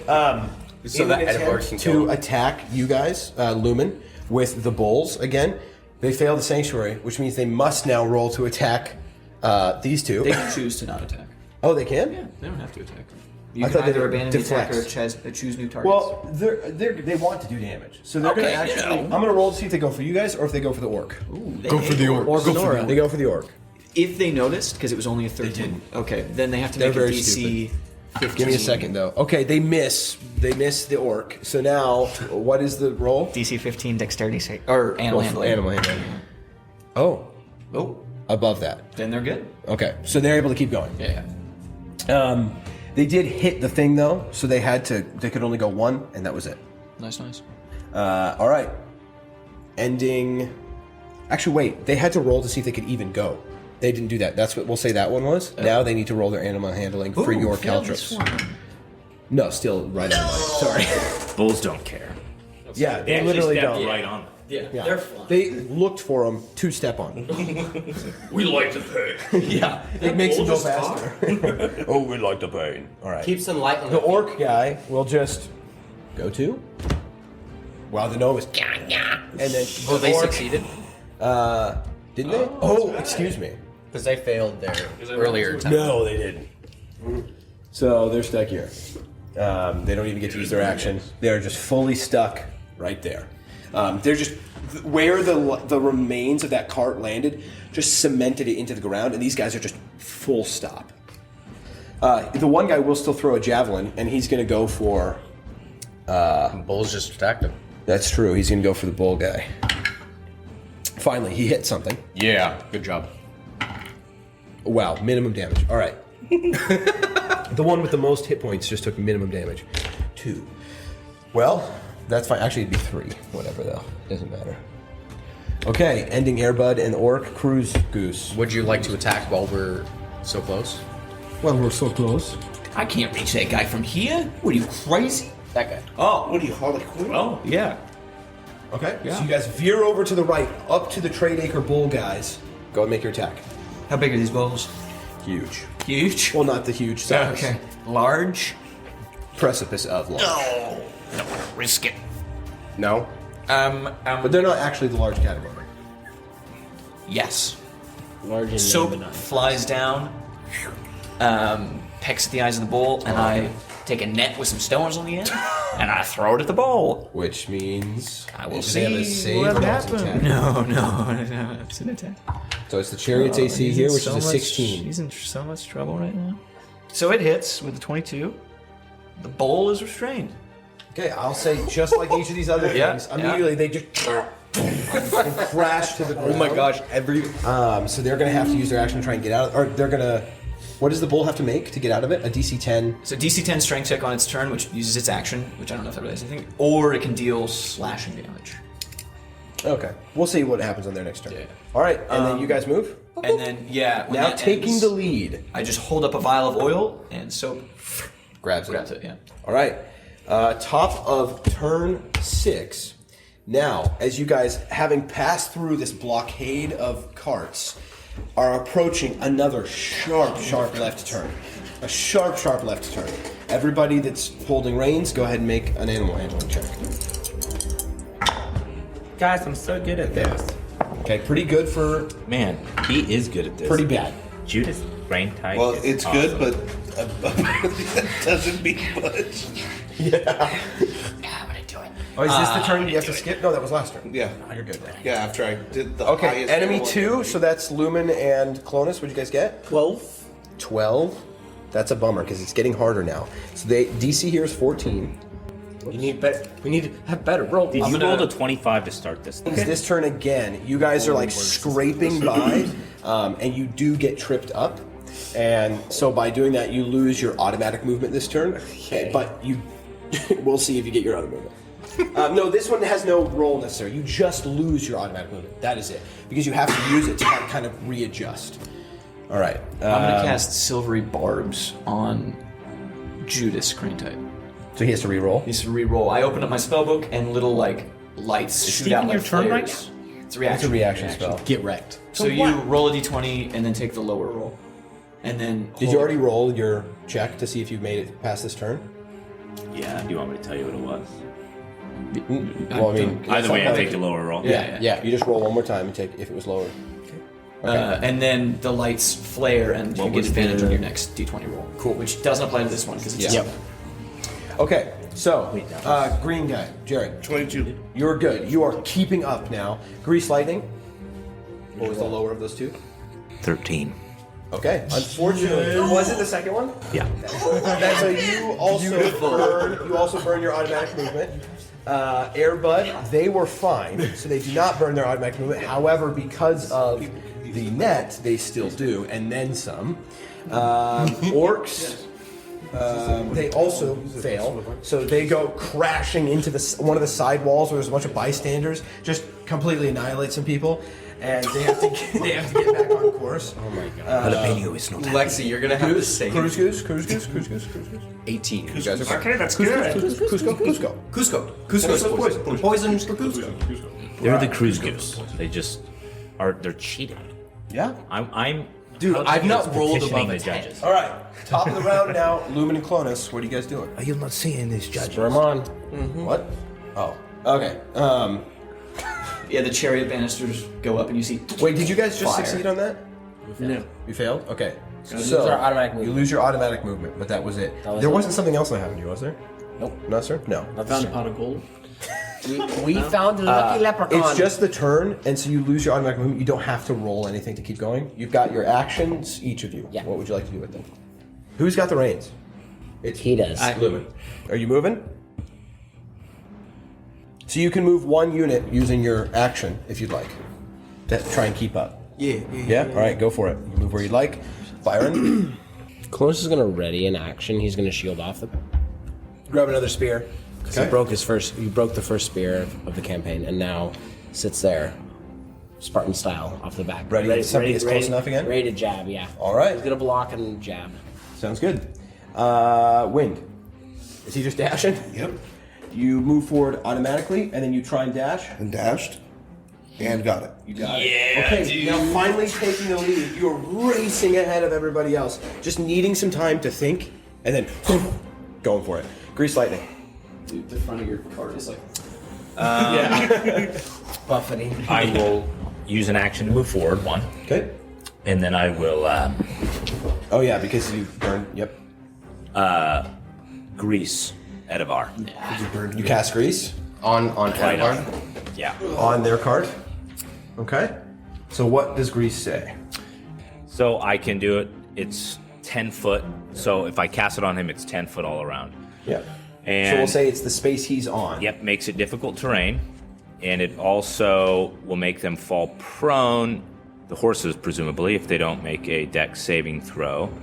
Does it say when that happens? When they enter it, or when the grease appears? Okay. Each creature standing in its area must succeed on a dex. And if I do it on the cart, do they need to make it on the cart? Oh, the two of them? Yeah. Oh, you're not doing it on the ground. You're doing it so it falls So on it them? falls right on them, so it falls on the whole cart, including the base. We are tied to the cart, so. That's true. So that should give them advantage. Oh, I see what you're saying. I will make them roll as well. If you guys fall, you're tied to it, but you'll just be like taking some damage. But actually, it'll just mean more like the person falls and like lets go of the reins. Yeah. But first for the cart, roll an animal handling check. You have advantage. What do I know is the dex save? It would be based off of. We'll make it 14. Okay. 19 animal handling. Okay, so the cart does not veer off. It continues going, but let's see if he lets go of the reins by slipping off. This is just you making an actual dex save. Matt looks so evil right now. Jalapeno wants you to fall. 7. Okay, yeah. Wow. I'm So- gonna add 3 inspiration to make it a 16. On yours? Yeah. Okay, so you're fine. It only needs to be a 14, like I said earlier. But he said what it was. Yeah. Oh, he did? Yeah. Why don't you just raise it to 14? Because don't burn inspiration if he literally said what it was. Less. Okay. So Edovard, seeing Hulac slip, still being held by the rope, but now you crash your waist into the base of the chariot as your feet are dragging behind it. You do take some damage, Hulac. You take 4 damage. As you reach over and grab the reins, Edovard, so you guys are fine. That's the turn. Okay. Air Bud will rush forward, real mad, but go instead this time to try and stick with, try and stick with the race here and try and hit Hulac and Edovard's cart. Oh, did they succeed the turn? I thought they did, right? Oh, but no, but they had the stupid net. They have the net, yeah. Yay! Which means they need to try and get out of it. So they succeeded the turn, assuming they get out of this net. 10 strike. Yeah, It's a but it's their Or action. slashing. it's gonna be So they couldn't- it's gonna be the movement action here to try and get out of it. Let's see if they can. Very nice. They do. So the bulls just tear out of it, and then It's another net. the other guy will take the reins and push them forward 1. Nice. But they can't do anything else. Okay. That is Air Bud. Now the orc. I believe they also failed this, so they lose their automatic movement, but then they push forward 1, and then they will, while trying to keep up, the gnome pulls out a scroll, hands the reins to the orc. He pulls out a scroll and just starts tracing it with his finger until finally, let's see if he succeeds at casting it. Meteor storm. He does. Yeah, meteor storm takes out half the city. Fireball. No, he also casts grease. Not on you two. It's just going to be the bull guys. Oh. Is grease flammable? Oof. Presumably. I barely have to roll 8. So the bull guys slipping and sliding. They're going to lose their movement next turn. So that sucks. All right, ending their turn. Cruise Goose, and then enemy 2. Cruise. You want me to Cruise move Goose and next next the next to- round? Green Gobby? Oh, wait, no, you're driving. Green guy. That's true. Hulac. Yeah. Take. Get up, pass them over. What are you doing? Going over. Do you want to do an attack against Halfling Man? Yeah. Are you trying to get up? Oh, yeah. I need you to make an athletics check. Hulac. Oh my. Because he stood You've in got that person D4. IRL. Because he, yeah. What is that? I'm gonna burn 3. Inspiration? Inspiration. Oh my gosh.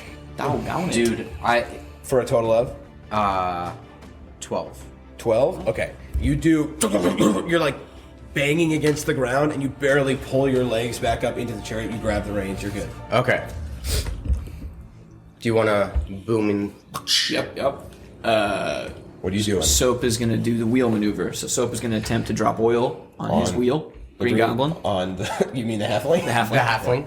The Green Goblin. You know what? They can't get it right and say they don't get their remove. There you go. Oh, 10 does not. Well, no.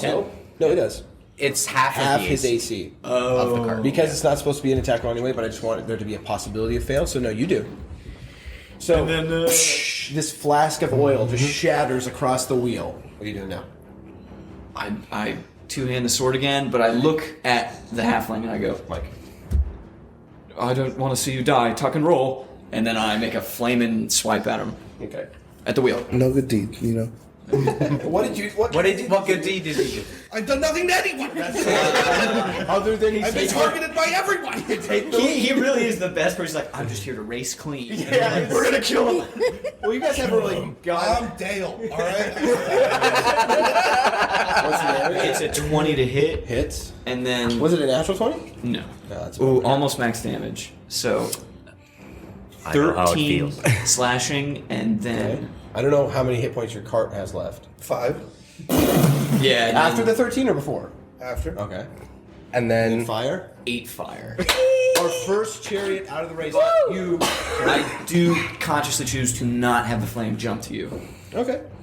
You crash into the cart, and as you do, you smell and hear this oil all over your wheel. You look as they come crashing in, and then this flaming sword. He says to you, "You might want to tuck and roll." Just this lightsaber. The wheel cracks, and you immediately start to go flying, and then there's an explosion of fire, and you are thrown out of the chariot. Go ahead and just roll a d20 plus 2 for me as a dexterity saving throw for the halfling.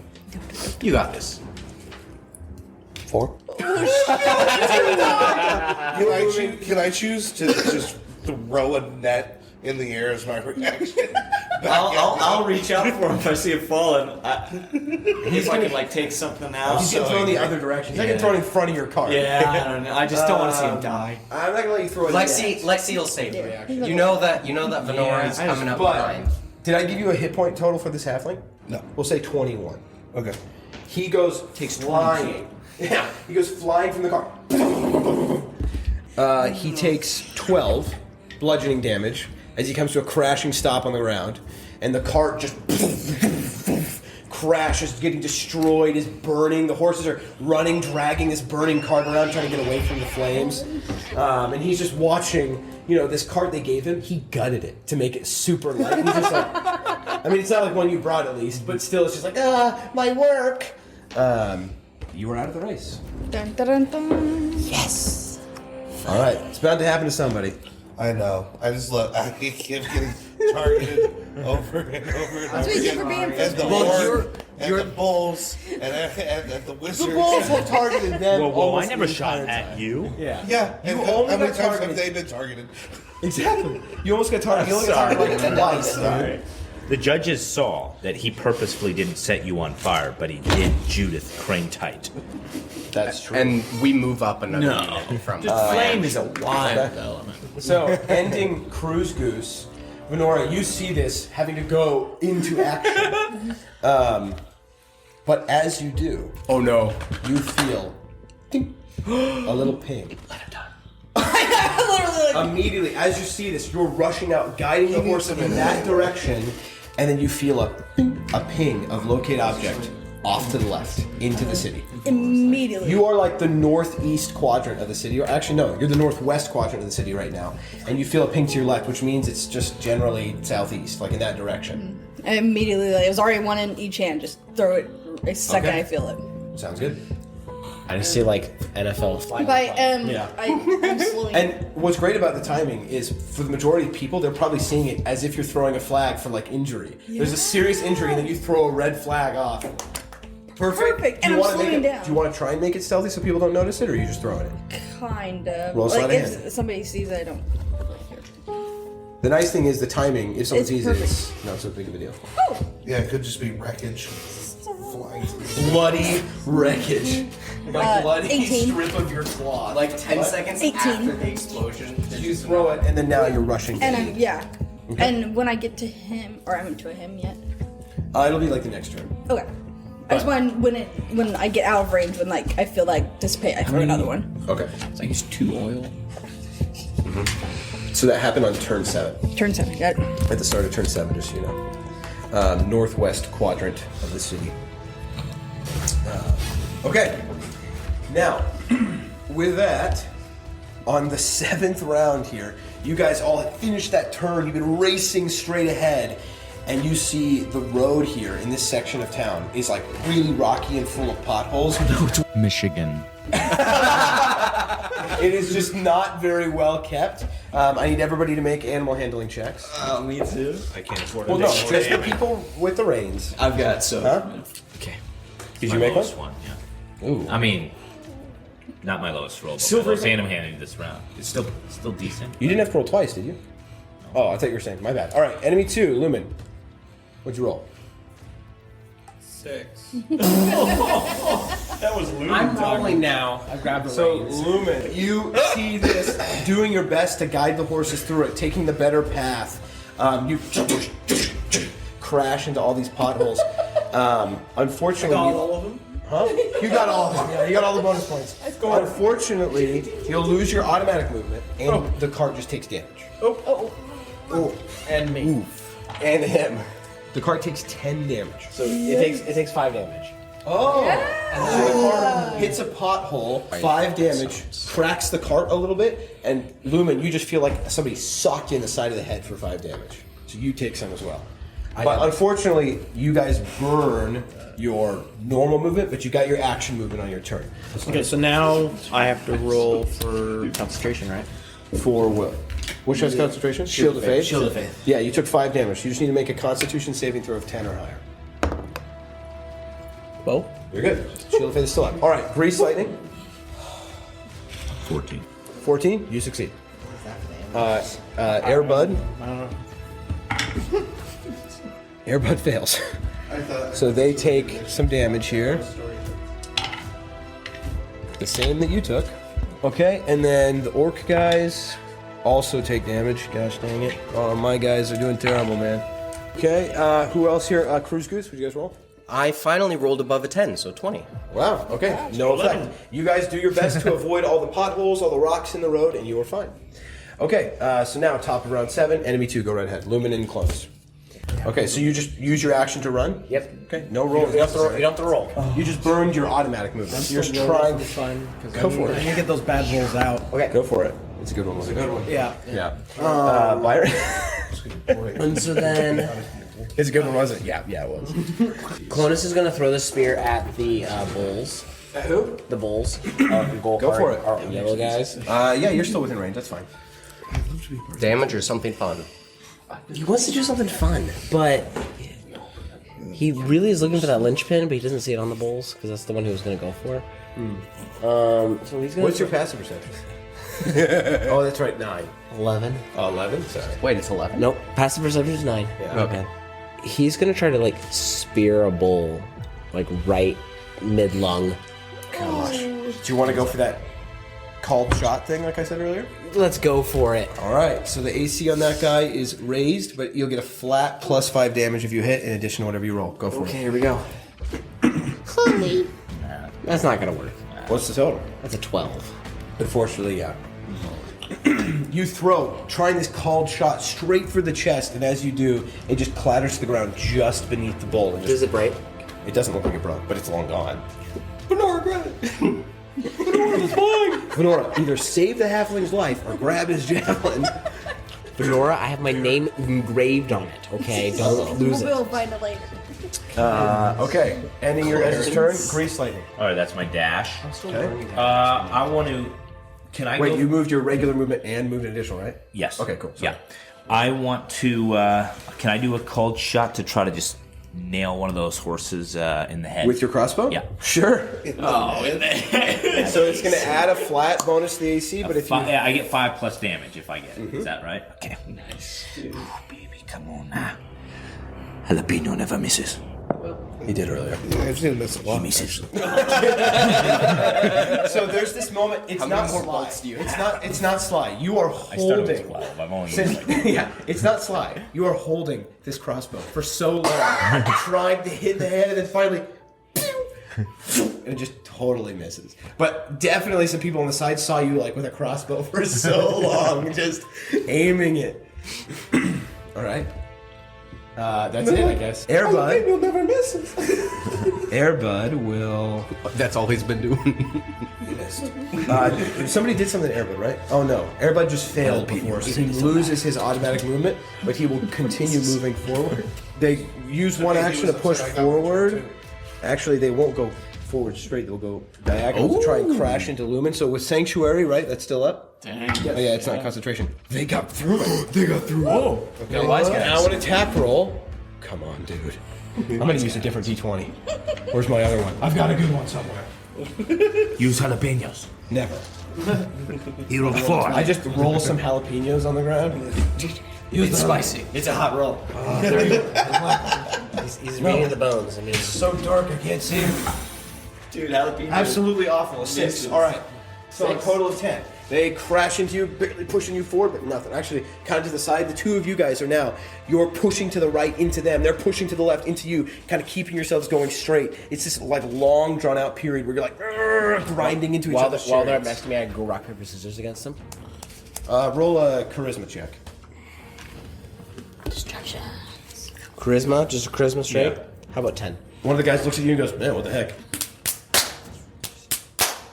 Clonus wins. It's just slapping. So for so long, as Lumen is crashing the card into them, they're crashing the card into you guys. Great audio. You and one of the other guys are just playing rock, paper, scissors back and forth until finally, Clonus, you take the victory, and then they veer off to the side. Out of our words. They lose the rock, paper, scissors.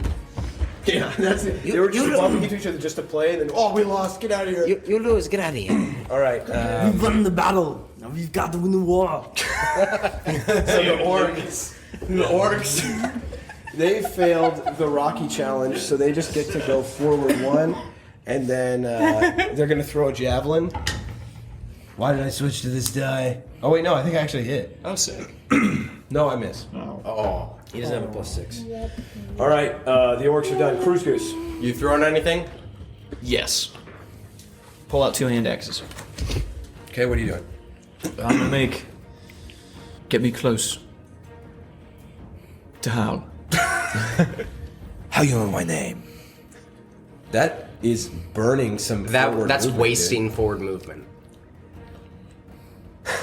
Oh Can my he gosh. throw from there? Like, What's the range on the hand Close to axes? how? Isn't it like 20? It's 26. I can't throw it. Oops. You can throw it with disadvantage from there. Get me close to Hal. Come on, Hulac. Still going forward. Okay. I go diagonal. I'm gonna be faster than that, you daft idiot. You can hold your action. You daft idiot. You can. I hold The my real action. Edivar's coming out in this race. Yeah. Yeah. You can move one more too. Real and keep Edovard is going Cockney. You daft idiot. Get us closer to him. I hold my action. To throw if he gets within range? I hold 2 hand axes up, and the one in my right hand just starts to Oh my gosh. like flicker and like force is just coming out of the axe head. You don't necessarily know he's holding this, just so you know. I mean, you know that you want to kill each other, so just keep that in mind. As he's the crossbow. It's not even how a crossbow works. It's just like never misses. And Soap goes and starts pecking at your eyes. Oh my gosh. Okay, top of the round, Venora, you do manage to kind of get over to the side, and you were going for the halfling, right? Yep. And what do you do on the What you halfling? see. I just. What is it? Him crying? It's him washing his cards in flames. Oh, that's amazing! Dude, you gotta take a picture of that when this episode comes out. Put it in the Discord. I'll start working on the banner for that. So that is the banner. I just like reach a hand down and seeing he's okay. Just He is okay. He's like Yeah. really beaten and bruised. There's like some wood splinters in his face, but he's just like watching the thing burn. said, "You did really good. There's a help station. Just Yeah. I know how many feet away. Yeah. So far. You point him in the right direction, Yeah. but more importantly, at Yes. the top of round 8, you do still feel a ping, but it's now moving. Now it's not moving because you're moving. Mhm. And then as you will leave this turn, it will no longer be there. Okay. So you can throw another one if you'd like. Yep. But at the top of the next round, it is gone. So you kind of have it triangulated-ish. So you're in the northwest quadrant, and you're kind of making your way down towards the western quadrant specifically. And it is towards the center of the city from there. And I felt it on this side of the road, and then I crossed the road, and I still felt it. No. Like if you're on the road, the way I'm standing, it was to your left in both cases because the road is like turning to the left. Got it. So just so you know, you did feel it at some point, and that's where it was.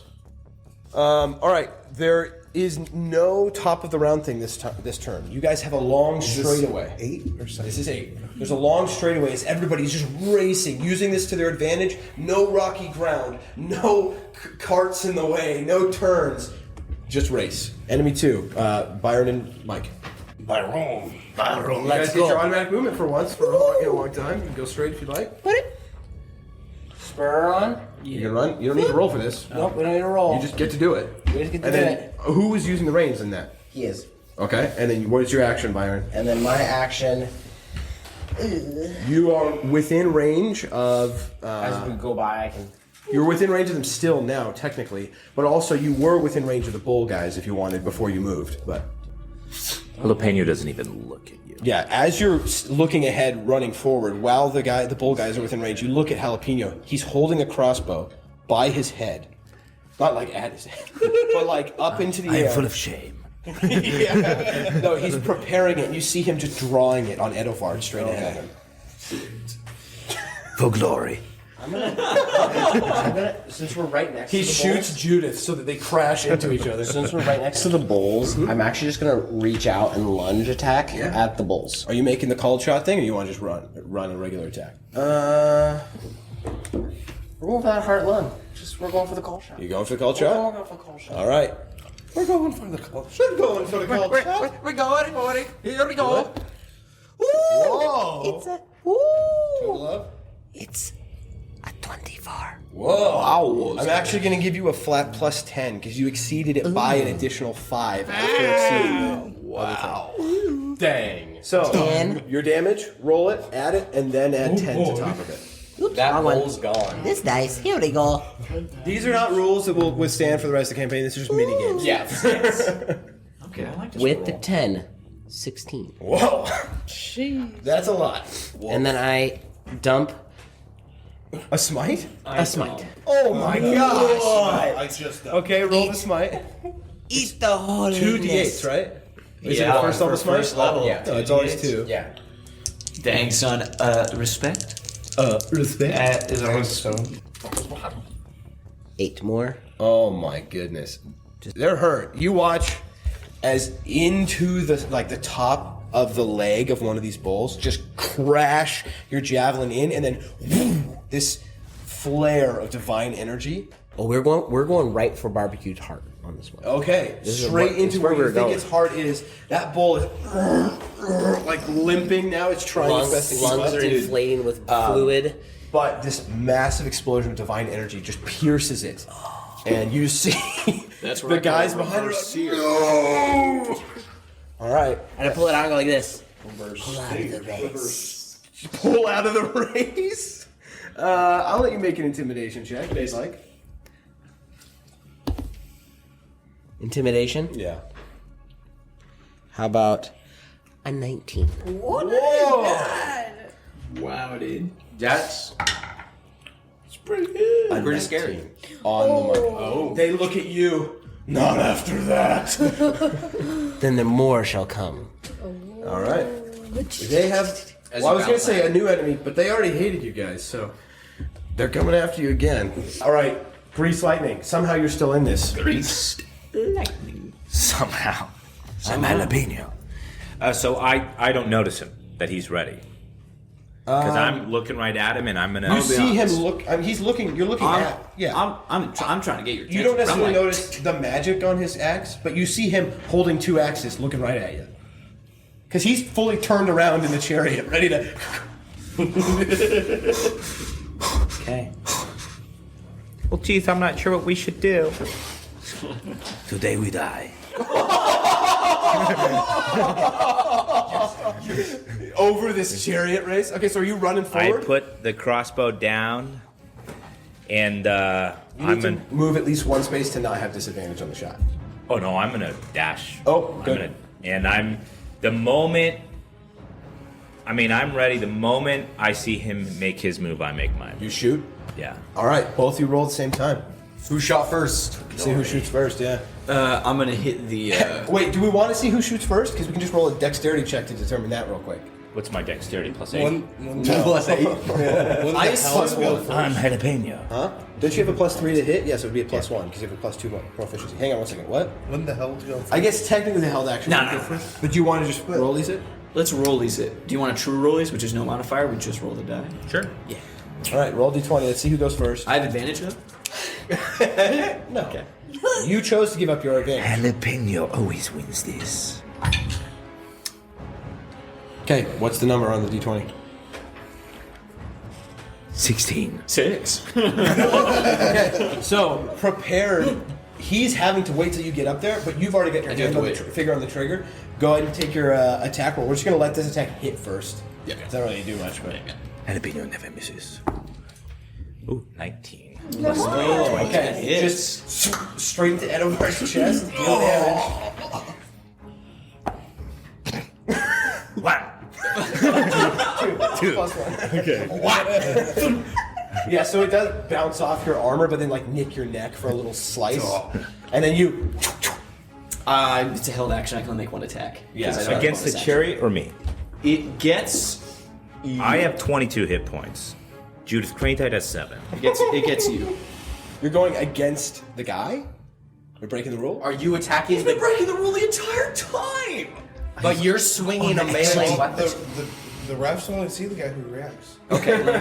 The bump of the chariot. Take him out. Yeah, take him out. Did not mean to shoot you. I have an alignment, so I will look at you and then swing at the horse. Okay. Oh, yeah, that's better. Just kill this animal. By rule, it is better. Yeah. 17. I think that hits. Yes. Just hits. It's a hand axe, so it's not as much damage. Okay. What was the magic thing? So max damage on that.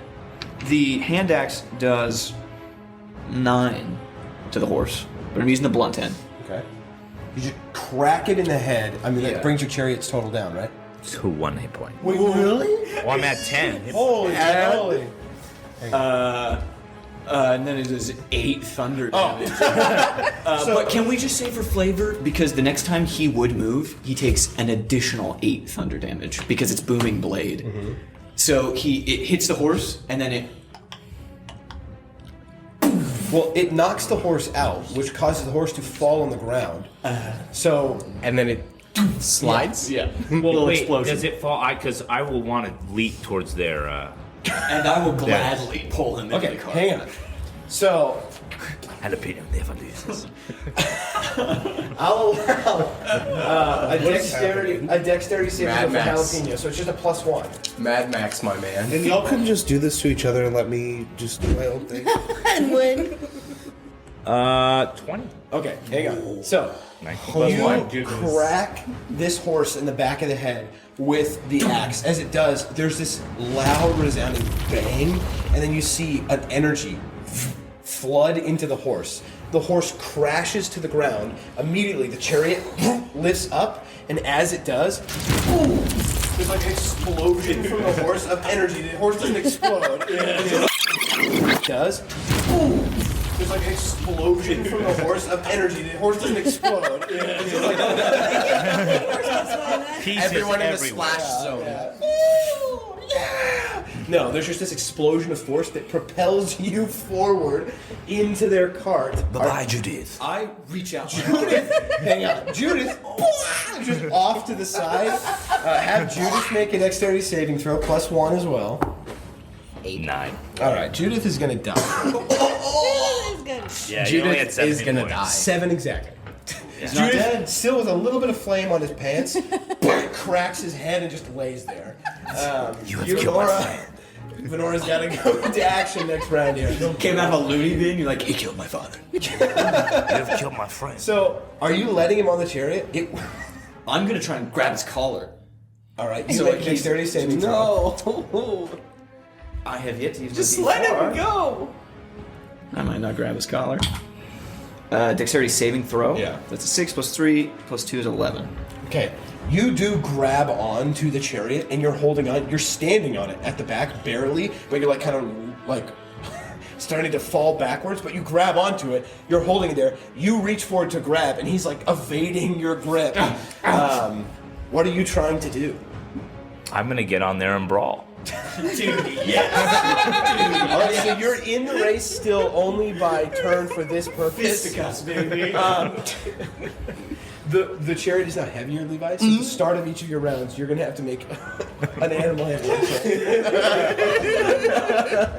So you want to remove the red dot. That chariot is now gone. But Jalapeno is just on the chariot. Both hands, you're like holding on. Dude, if we lose this race because of your blood feud. Good luck It's not a blood feud, it's attacking. an honor feud. Yeah, sure. All right. Airbud. Airbud's turn. Come on, everybody. He's not even thinking of his kidnapped wife at this point. His kidnapped wife? What are you talking about? Jalapeno has a whole backstory. No, you mean Edovard. Runs up. That's why I'm so mad. That's why I'm gonna kill. That's why I'm willing to give Okay, him this race. got past the sanctuary. He got past the sanctuary. What? They are now making an attack roll. Oh. Airbud hits Lumen and Byron, Clonus, excuse me. Okay. Byron. You're saying Byron. I'm sorry. Who is this Byron I'm guy? sorry. Joe Byron. 9 damage to your So guys' chariot. 9 damage is that the after whole resistance? damage? No. So then subtract So it. then I'm going to We'll use just say 4 and 4. my my reaction Mm-hmm. and take away. Nice. How about 8? Wow. Nice, dude. I'll just say, because something has to be dealt here, 1 is dealt to Lumen and to the card. Okay, Nice. that's fine with me. Really doesn't have to be dealt That's fine with me, but it doesn't have to be. Because it doesn't. So 1 is dealt to the cart, and then Lumen 1 just just needs is to dealt make to a- Lumen, as Lumen's like cracked in the head. And he needs to do a. Yeah, will you make a concentration con check. save for Lumen for me, Lexi? Sorry. he's Lexi, not you have here. to. He's I think he's due. on the toilet. Oh, no, wait. That's a 9 plus his con. You said you'd remember. Oof. Yeah, just literally, I said you that couldn't at have been closer, but still failed. So he loses Shield of Faith. So subtract 2 from the AC of the card. Still. So Lumen just goes crack in the head. Doesn't he? Oh yeah. Wait, what's his con? He doesn't have any con.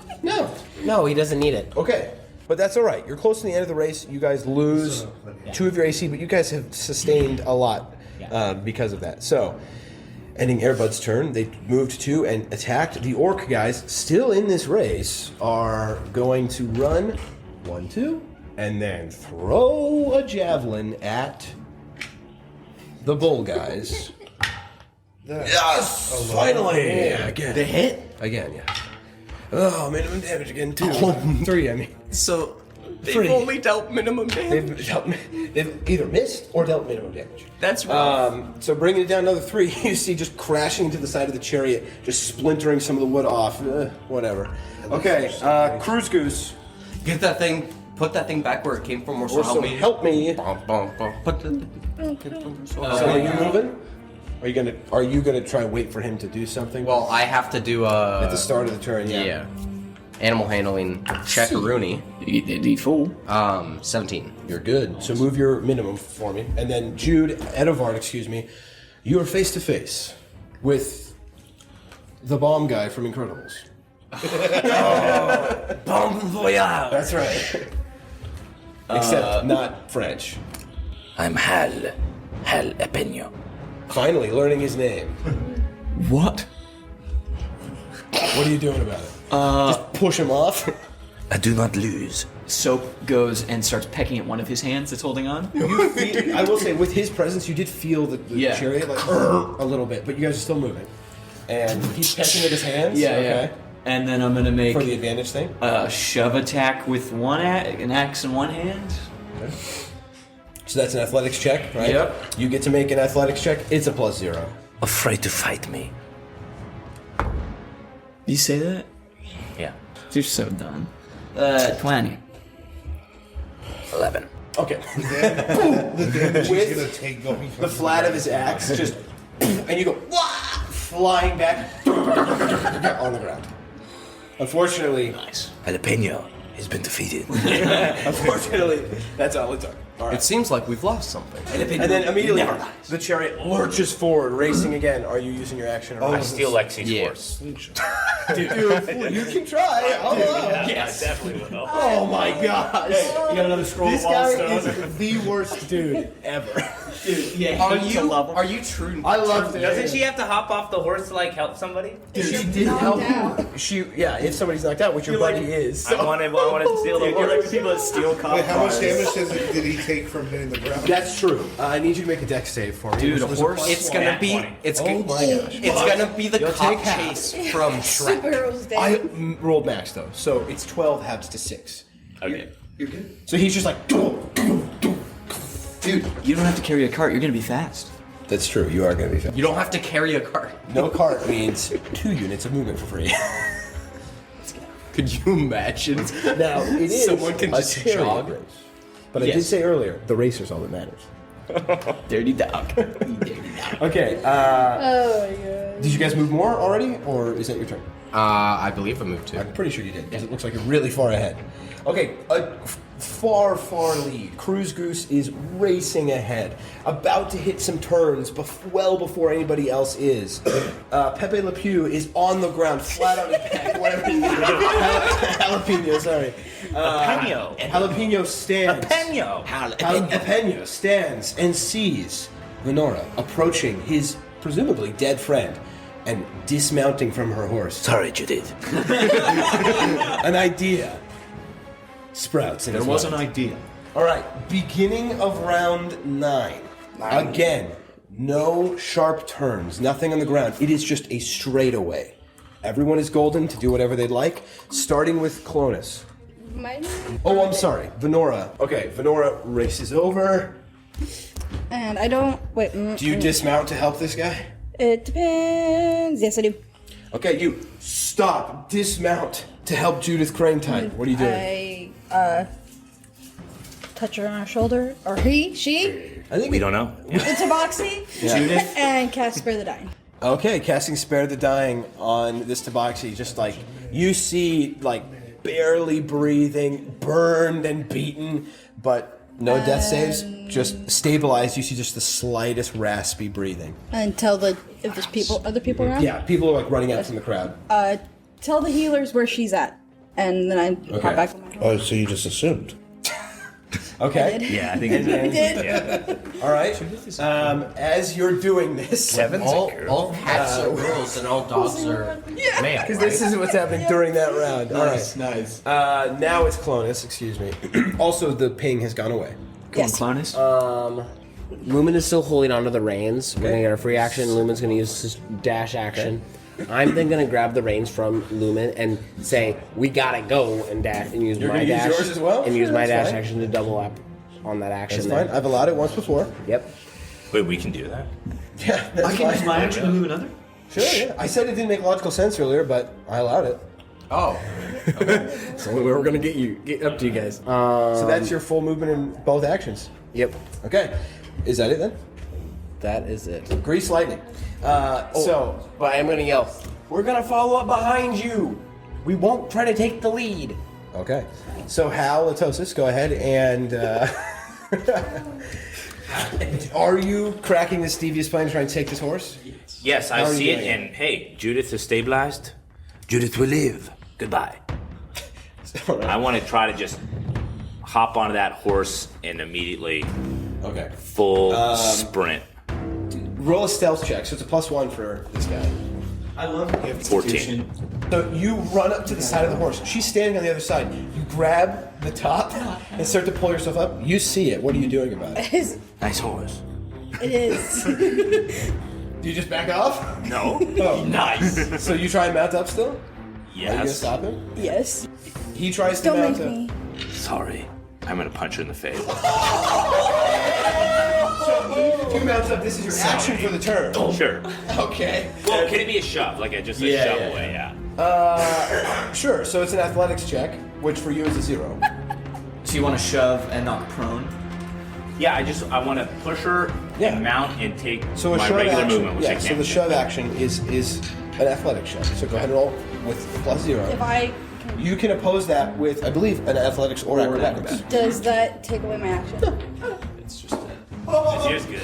12. So you reach over the horse. She's on the other side and push her. She does not move. You are a big lady. You should take care of your friend. And I leave.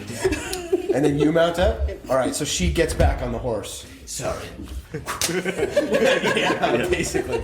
Unfortunately, Catches the fish. Jalapeno is officially out of the race. Unless you can think of some other crazy plan, she does start moving forward. Rocket boots. Nobody knew I had. Purchase a gun. I go purchase a gun. Jalapeno remembers his face. Oh, certainly. Jalapeno. It's very bad. It's very bad. After the credits, it will roll. Jalapeno will return. Okay, Jalapeno, I'm officially taking you out of the race. Jalapenos. What are you doing here? Getting revenge.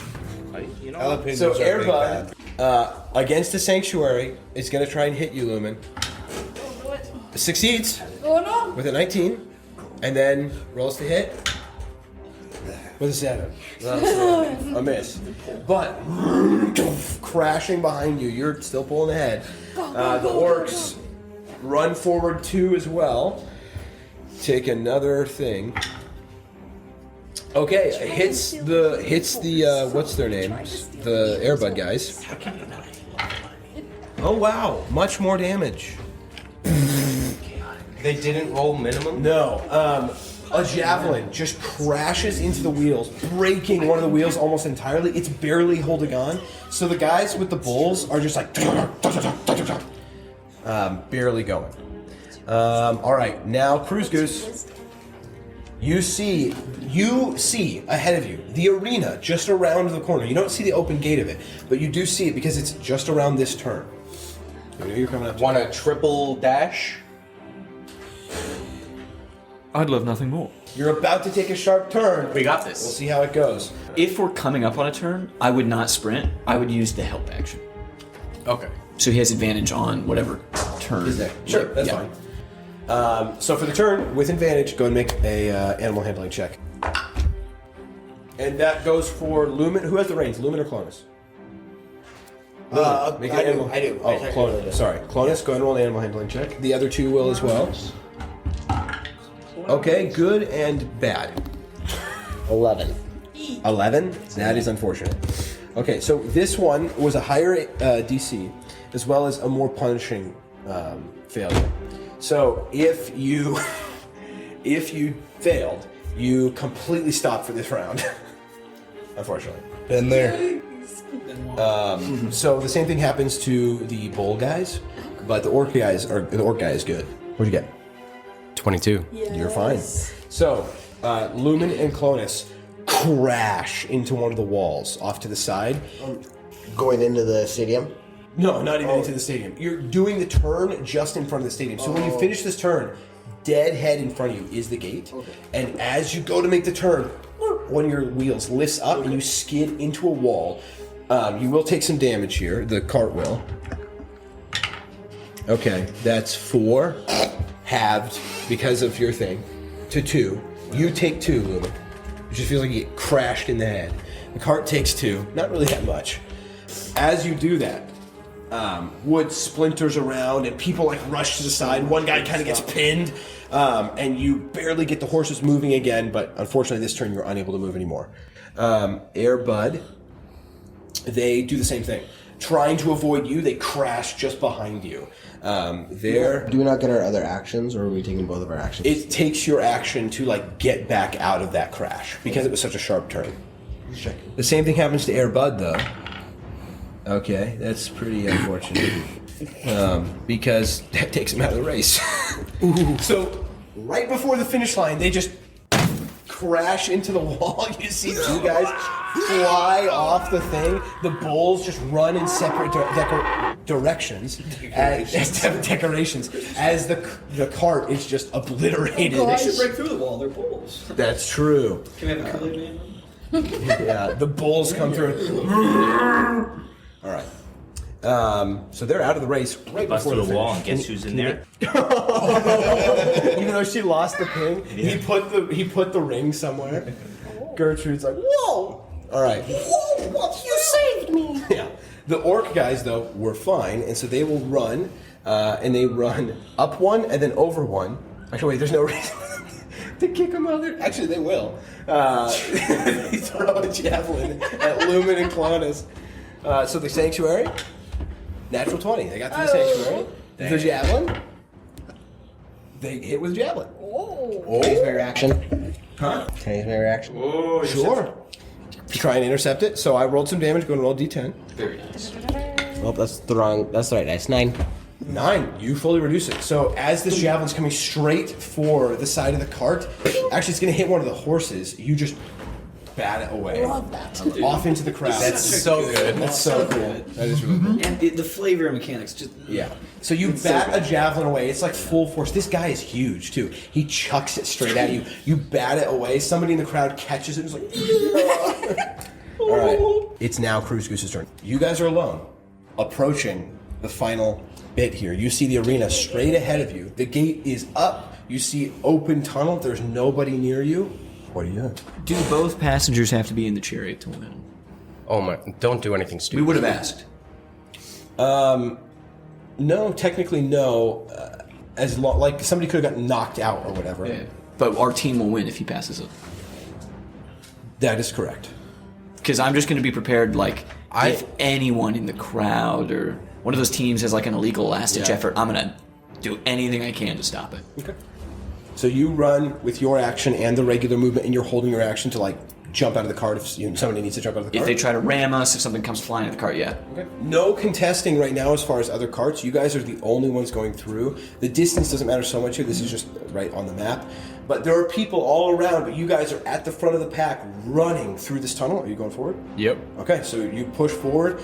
I mean, if you go 2 more spaces, you're so far ahead of everybody else here.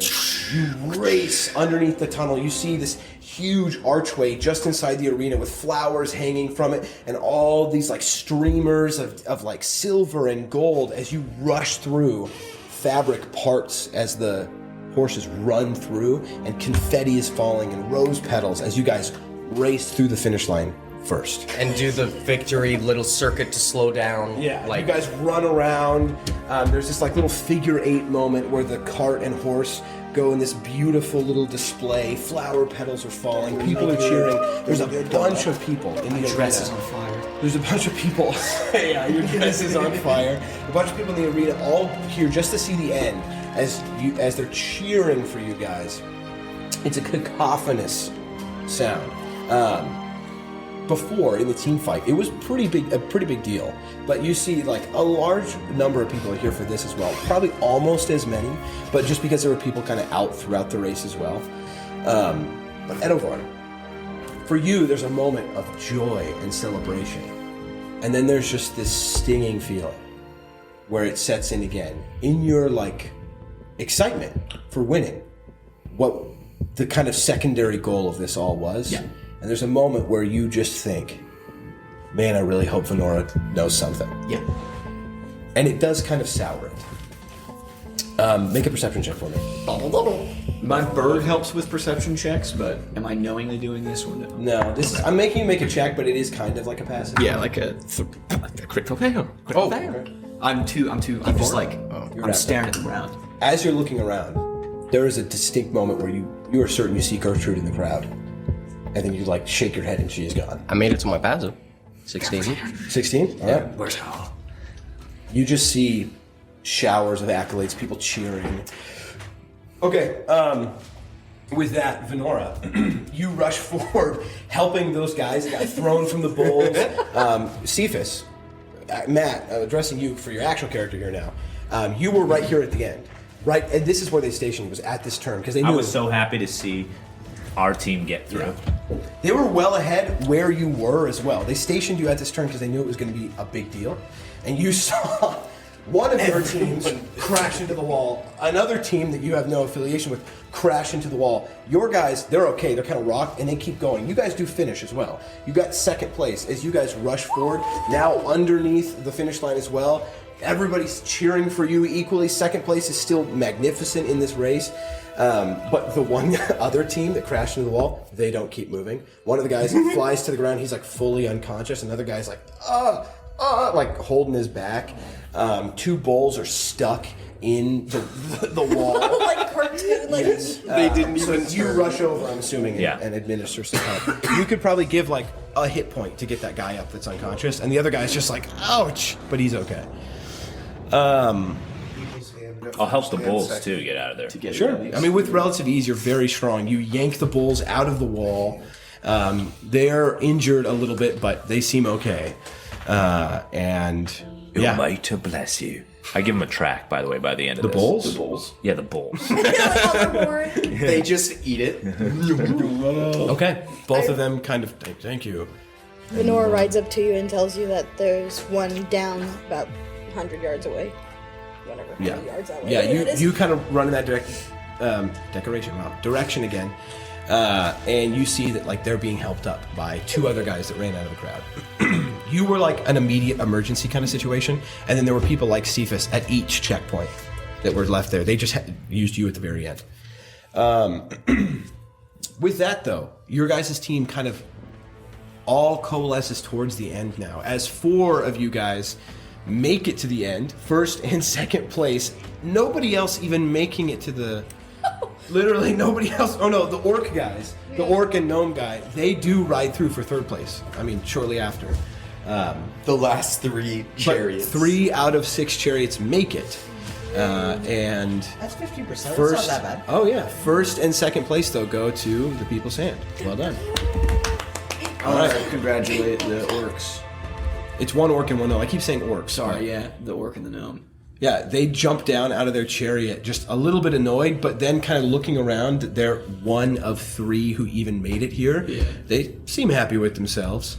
The gnome slides down the arm of the orc and then lands on the ground, and he's pretty old, like well into his last century. Dang. And he's just like, "Did we win?" And the orc is like, "Pretty much, yeah, we didn't lose, so we also didn't die." And the gnome is like, "Well, good job, buddy. Drinks are on me." And the orc's like, "All right, I think we do get some sort of reward." He hit his head hard. Actually, he did, but he's talking a little bit more coherently now. That thing where you hit your head and you start talking with an accent? Yeah. Well, we did win. So it's really good, honestly. The arena master runs out with a large sack of gold. A 200 gold sack of gold is given to you two. So each of you gets 100 gold. That's great. Lumen and Clonus, the two of you guys put 25 gold in, and each of you gets 40. Dude. And third place, they get their money back. All right. Plus a little 5 gold tip. Nice job, guys. I'm happy with that. With that, people are still cheering.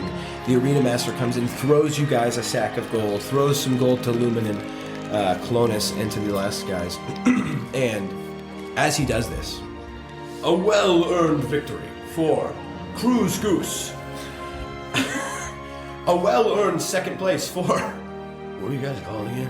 We were the Holy Wingman. Holy Wingman. Second place, a hard-earned second place by Holy Wingman, and points at Lumen because he's the winged man. And third place for Orcs. What was your guys' name again? We never had one. Well, for these guys, well done to them. And like the crowd cheers and screams again.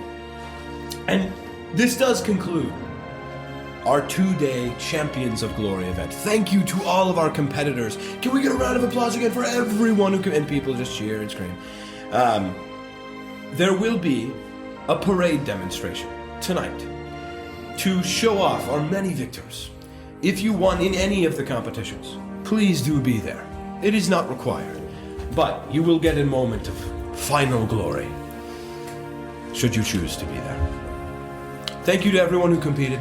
Thank you to everyone who watched. And thank you to everyone who spent lots and lots of money. Enjoy the rest of your season, and we'll see you in just a couple more months.